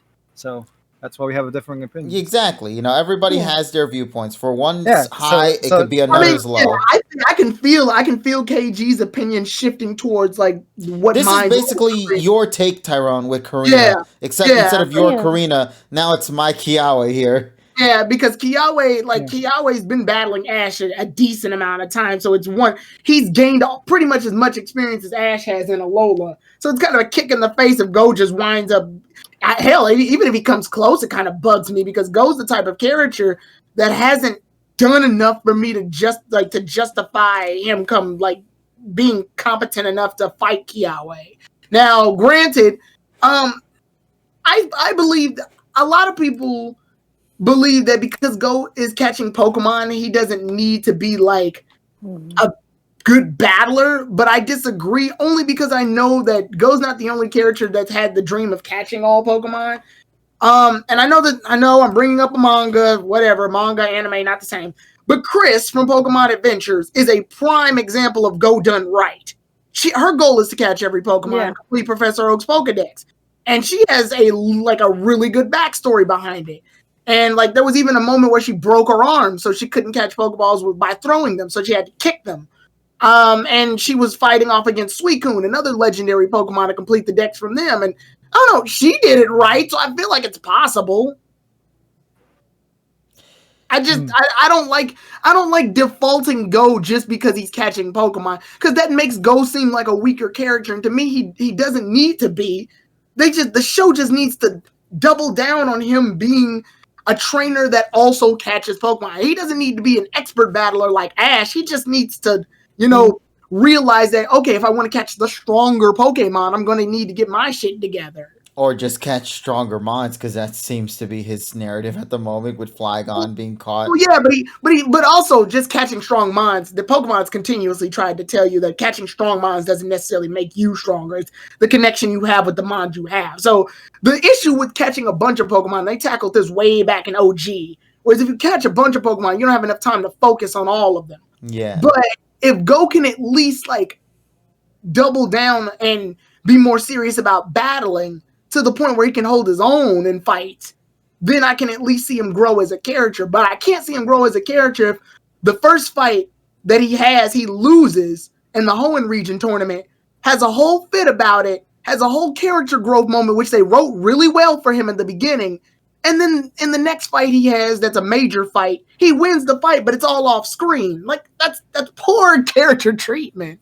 And then now he's having his first battle on screen. And the only excuse you can make for that is, oh, well, it was Ash's episode. Well, Go's one of the characters, so what the fuck? Yeah, but I would rather have it off screen than fucking 2 minute fuck job. I would rather them have just made it a 2-parter and Go take the first part. But unfortunately, guess what? It's not Galar, therefore it's not going to be a 2-parter. That's what I'm scared about, because that fossil episode, that fossil Aerodactyl one, we don't even know if that's even a part of Alola. That's my scary moment right there. Well, technically it is because we see it. No, because we see it in the preview. I see the globe and all that, but I don't know at the moment, man. It's so concerning for me. Of course, we'll get more information about that soon enough, but just viewing it for what it is now, if just seeing only one episode for Alola, it's concerning. It really is. I'm genuinely scared for the direction of this series. And like I said, because I know a lot of the audience members here in the chat see that TSS and I usually butt heads about it. I don't dislike this series. The part I like about Journeys is that it has a fuck ton of potential, like a lot of it, just holding it in its hands. Mm-hmm. it doesn't use like 80% of it. That's what I'm upset about. It's got all the tools necessary to be a great series. It just doesn't properly use them. Yeah, and just because it's unpredictable doesn't necessarily mean all of those moments that happen are gonna always be great. They will have moments where they hit, and when they hit, they are great. But when they miss bad. And like KG and TSS said, the series isn't over yet. So I have not said, oh, this is a bad series or this is a great series. I have not made that statement at all for this series yet because it's too soon. Way too soon. Series hasn't ended yet. Series hasn't even been halfway through yet. I don't even think Terrell has said that, and he's probably the most critical. Right. And his review, Terrell and I have similar views on this series. Yeah, Terrell actually really enjoyed. I watched his review yesterday. You guys should check it out when you get a chance. Yeah, it's like a 4-minute review. Yeah, like the parts that hit, they like Terrell said, the parts that hit, they do good. It's just the only thing I think Journeys needs is just to be more consistent with it. If they can be consistent, that would be the good thing. Because, we run into moments where Koharu gets great development, and then she chews out Ash off screen, and it's like, come on, what? What? Now, here's my thing about someone saying regarding... You had the ball! Here's the thing. Okay, so Moreno here says something about everyone should just have zero expectations. Well, no, that's not though. That's human. That's not human. That's not. No. But I have to ask though, sincerely, why? That means I'm downplaying everything. Everything is supposed to mean something. There's a story being told. If you're telling me to go in with zero expectations, that means I'm expecting the worst of the worst. When in reality, I want the best from this series. Just so we don't get disappointed at the end, I'm going to be disappointed no matter if I'm 0% excited or not, because this is a series that we're referring to. This is a series this is a show that's taking past elements and paying homage and respect to them for the current fans of new generations, And to me, if I decide to not give a slight bit of hope, then I feel like the series has failed me, when in reality, I want the series to succeed. That's the only thing I'm asking for. I want it to succeed. I want to have high hopes because they've done it before in the past, so what's to say they can't do it now? This is what I'm asking for. I want them to give us a good narrative because at the end of the day, we are taking our time to watch these episodes, to review them, to speculate and analyze. That's the point. That's the whole point. I just want to go off topic for just 1 second here. I want to put an APB out. For anybody wanting to make review videos or something, please don't fucking spoil the damn title in the fucking title until a day after, because I got fucking spoiled at fucking 10 o'clock in the morning before I fucking was able to watch it. And I don't like that. I mean, we're starting to get as bad as the fucking video game spoilers now. Yeah, and I'm not targeting anybody, please, but please, do it as a service and etiquette to poker fan, to any poke fans out there.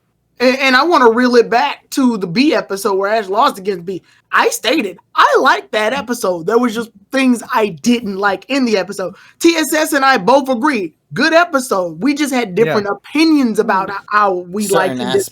Yeah. Right. So it was never a, and I'm only saying that's because TSS, obviously you seem like you have more passion in this one than the like I said, I'm not picking on you. Yeah, No, but I want to make a whole point.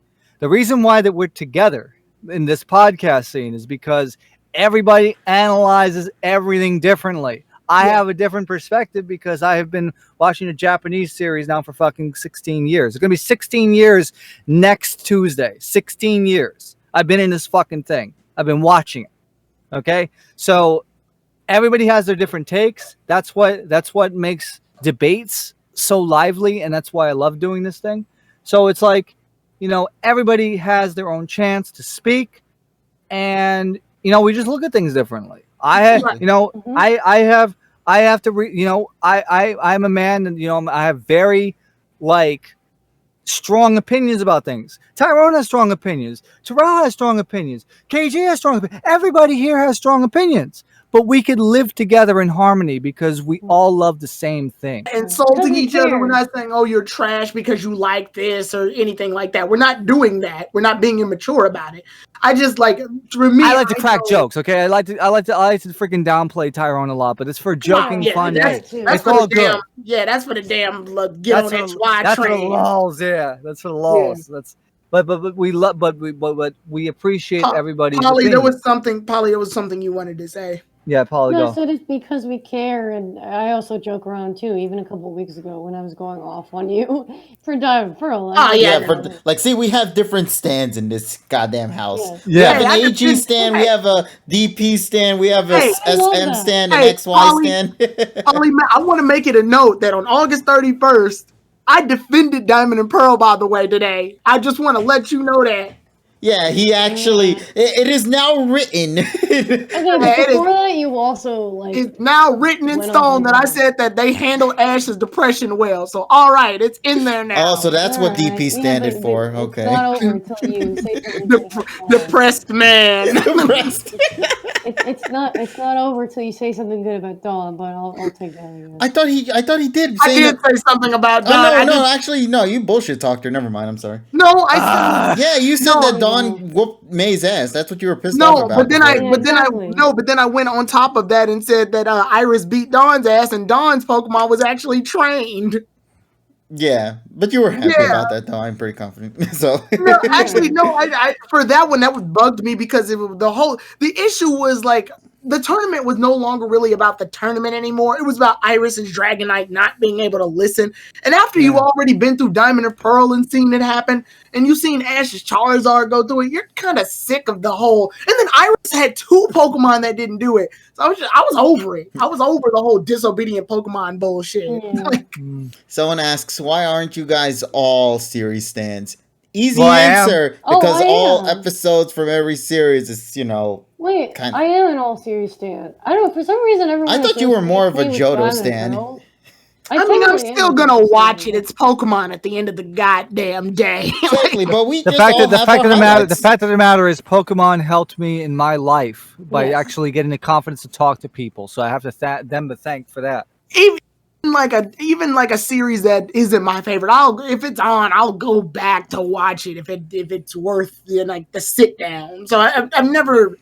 There's even some Sun and Moon episodes that I'm just like, this is pretty I need to go and rewatch like AG up until like Best Wishes, because the vast majority of those episodes, especially after AG 97, which is Kyogre versus Groudon Part 1, I haven't watched them since they first aired. So that would have been like 14, 15, 16 years ago. So it gives me a great opportunity to try to rewatch it. Yeah, I watched AG. And I knew no was it doubt 3 Japanese years back ago then. or 2 years ago, I forget. And I watched all of it.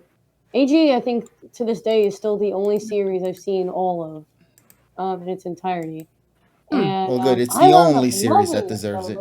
Like, I have a whole new appreciation for it now. Even like characters that I originally maybe found annoying, like Max. Like, I don't know. I just love it. It's like the underrated gem, I think, of the entire show. AG. Yeah, agree with that. Yeah. All right. Overall, as you can clearly tell by our very one-sided discussion here regarding everyone pretty much hating almost everything with this series, because goddamn, I just hate this series so much sometimes. I love this series. I love this series because as we've said many times in the last couple of months, it's so divisive. Yeah, but God, does it make me hate it divisive at the same time too? Yeah, because hey, I love it when it veers off into unplanned directions. The only problem is it's like driving down the highway and then veering off and totaling your car into the medium, or you end up getting off the off ramp at 70 miles an hour and then you jump 5 lanes of traffic. Okay, I just want to ask the chat if you can help me out real quick. From a scale of 1 to 10, how are you viewing Journeys so far? I know it's still relatively early to say, but I just really want to hear the chat at least put down a number or something here, because I really want to hear your takes on this at this moment, because I'm curious to see how people are treating this series so far. 6 out of 10. Somebody said a 69. All right, that's Okay. fair. I'll take that. Okay, so for the most part, everybody seems to be viewing it from more of an average to a good. I guess that's a good way to put it, because like I'm seeing a lot of 7s here, a lot of 6. I'll give it an 8 so far. Yeah, I'd give it a 7.5 for me. I give it a 6. Yeah, but according to this era nowadays, if it's not a 8.5 or higher, then it means shit according to the That's internet. not true. Have you not seen video game reviews lately? Oh, I buddy? know that. Oh, I know that. Because they get paid because they get fucking shit. Yeah, you can't go ignorant with that. Except for Madden 21, which deserves every fucking destroyed. Wow, Treeman, I didn't know you viewed that way. Treeman says it was originally 8, but right now, I don't know, I'd say 6.5. Jeez, man. Oh, so it went down. Well, because expectations. Like, shit. No, it's not just... I just think it's because the series had a super strong start. Let's be real here. It might have been a slow beginning, but some of the starts that they had were great. The Dragonite, the Gengar, the Leon setup, all this stuff. I'm very, happy with how it began. I just think everything that followed suit never really managed to capitalize on what they started with. Like they started to pick things up a lot better now. But I feel like the series, as time passed on, started to become a lot more divisive. Like I'm seeing a lot of people hate Go more even now, only because of what was the Sobble episode, recently. And then, of course, I mean, you're hating the character based off of the Pokemon. I know, and that's what's taking me off. And I'm like, bro, like it's more like Pokemon is more than that. I mean, this is like they specifically build it. Double, they specifically say double the Shujinko. That you have to give Go the chance, just like they gave Satoshi the chance after all these fucking years. Exactly, and it only just took. Maybe we just have to wait 20 years for Go to actually get the story he needed, just like Ash with his league win. But who knows? At this point, the series is still early to tell. I want to thank everybody for putting in the numbers down. Like I mentioned, I saw a lot of 6, 7s, 8s here. So it seems like for the most part, everything seems to be on the high above average sort of score. But yeah, I only asked this because I'm going to ask you guys this maybe later at the end of the year, just to see how you guys view it from that point to now, from now to then, and see if the number by any chance has shot up or down. So yeah, we'll see what happens. But I hope everybody here in the call managed to get their voices told, heard and whatnot with what they had to say. Is there anything else personally you guys had to say? Polly, Tyrone, TSS? No. Well, I'll have the last word, but let's see somebody else go. All right, Polly? I don't really have anything to say. Yeah. All right, Tyrone? I just really love Pokemon. It's why I tune in every week. I mean, even if there's things I like or don't like, I'll just always be curious. That the most exciting part about this series is that it's ongoing, and I have so many people to share it with, and that's the most fun part about getting to talk about it online and meet together every Monday night and talk about it in our downtime. So yeah, even on stream or off stream, we always talk about it. I'm gonna say it like this: I'm still watching the series. That's something. So. That's I'm curious about Terrell's, because I know Terrell's is starting to reach that point where he says he might dip if. Yeah, remember what happened with Sun and Moon, right? I dipped. I was like, all right, I'm out. Yeah, and you came back at the final year, man. Well, that's because it was starting to get good again. Yeah, so I don't know. I feel like because you're here, Tyrone, I feel like you're probably gonna watch it now because of that on a weekly basis. But say if you weren't doing this thing, and you were instead doing the reviews, Tyrone, would you still? I still in Sun and Moon. I still did the poke. I was still in the PokePod. No. I'm saying say if the PokePod was never a thing and you were just reviewing it how would you? That would drain me. I would not lie. That would actually drain me a bit. Yeah, so that's what I'm saying. Like I'm just. To me personally, I just want the best from any series. That's why we always criticize. That's why we always analyze. That's why we always review things. I want it to be good. I wouldn't be saying these things if it was shit. You want to know what I'd do if it was shit? Not I would talk be gone. about it. I would be gone. Exactly. We do it because we just care. We want to see the next big thing. And I feel they did it, but like now we just want to know what's next. This is like new concept, new possibilities, new paths to take, and I hope that this series can do that. I know we're only 30 something episodes in right now, but let's hope that these upcoming episodes, especially with Alola and the narrative that they're going to try to push for Ash there, especially with the whole it being one episode so far, because we don't really know much details about the Aerodactyl bit as of right now anyway. Well, let's hope for the best. And I just can only say is that I just want the best out of this series, man. Because if you're gonna, this is not just simply a journey for Ash to go from point A to point B. No, this is a love letter to the franchise as a whole. This is acknowledging past generations, having Ash travel to all these regions that we've traveled with him. Also, Zachary came in with a donation for $25. Excuse me? Hey, let's go, Zachary. Oh my God! Thank you so much. Hey, Zachary saying going in. Thank you so much. You know what? Oh my God, thank you so much, buddy. I wasn't expecting that at all, especially because I was just talking about just something somber here, and you coming in with the money, man. Thank you sincerely from the bottom of my heart. Thank you so much for the donation. Honestly, I completely forgot we even had a donate button. To be honest, I just know we had a subscribe button, but for real, man, thank you so much for that. To Zach there, I absolutely appreciate it.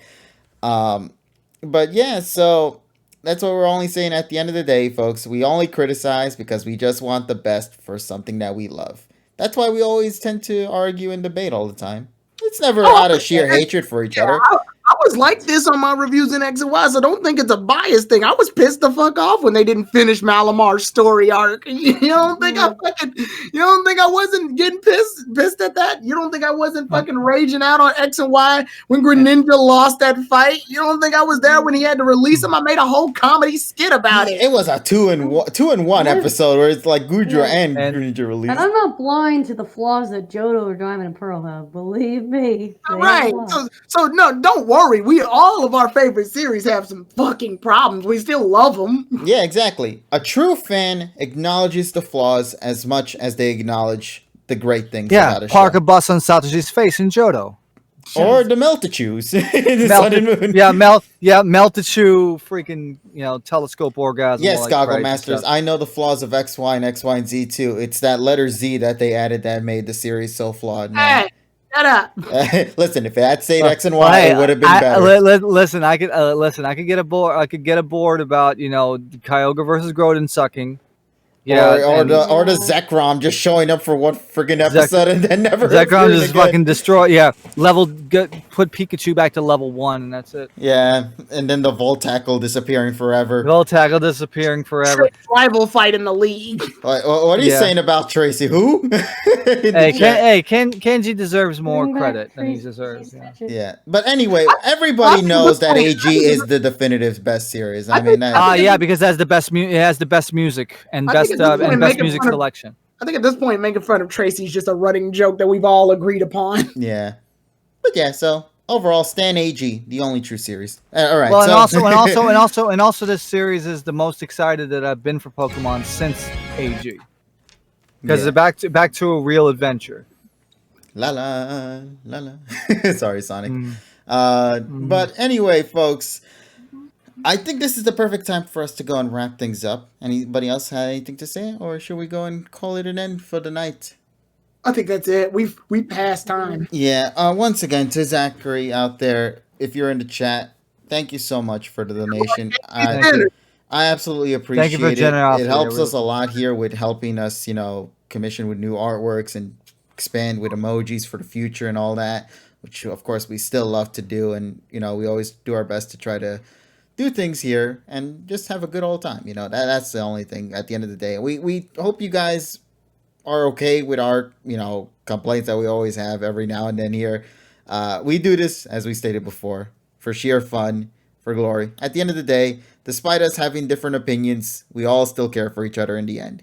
We just don't view the same things. And honestly, That's okay. That's a good. That's a great thing. That makes her all. entertaining content. Because if everybody agreed, then we'll be living in the fucking doldrums where it's like fucking dull as fuck. Yeah. Yeah, because then it'll be positive vibes only. The podcast. Nobody fucking wants that. Screw that shit. Listen, man, I always want to come to these with a positive light.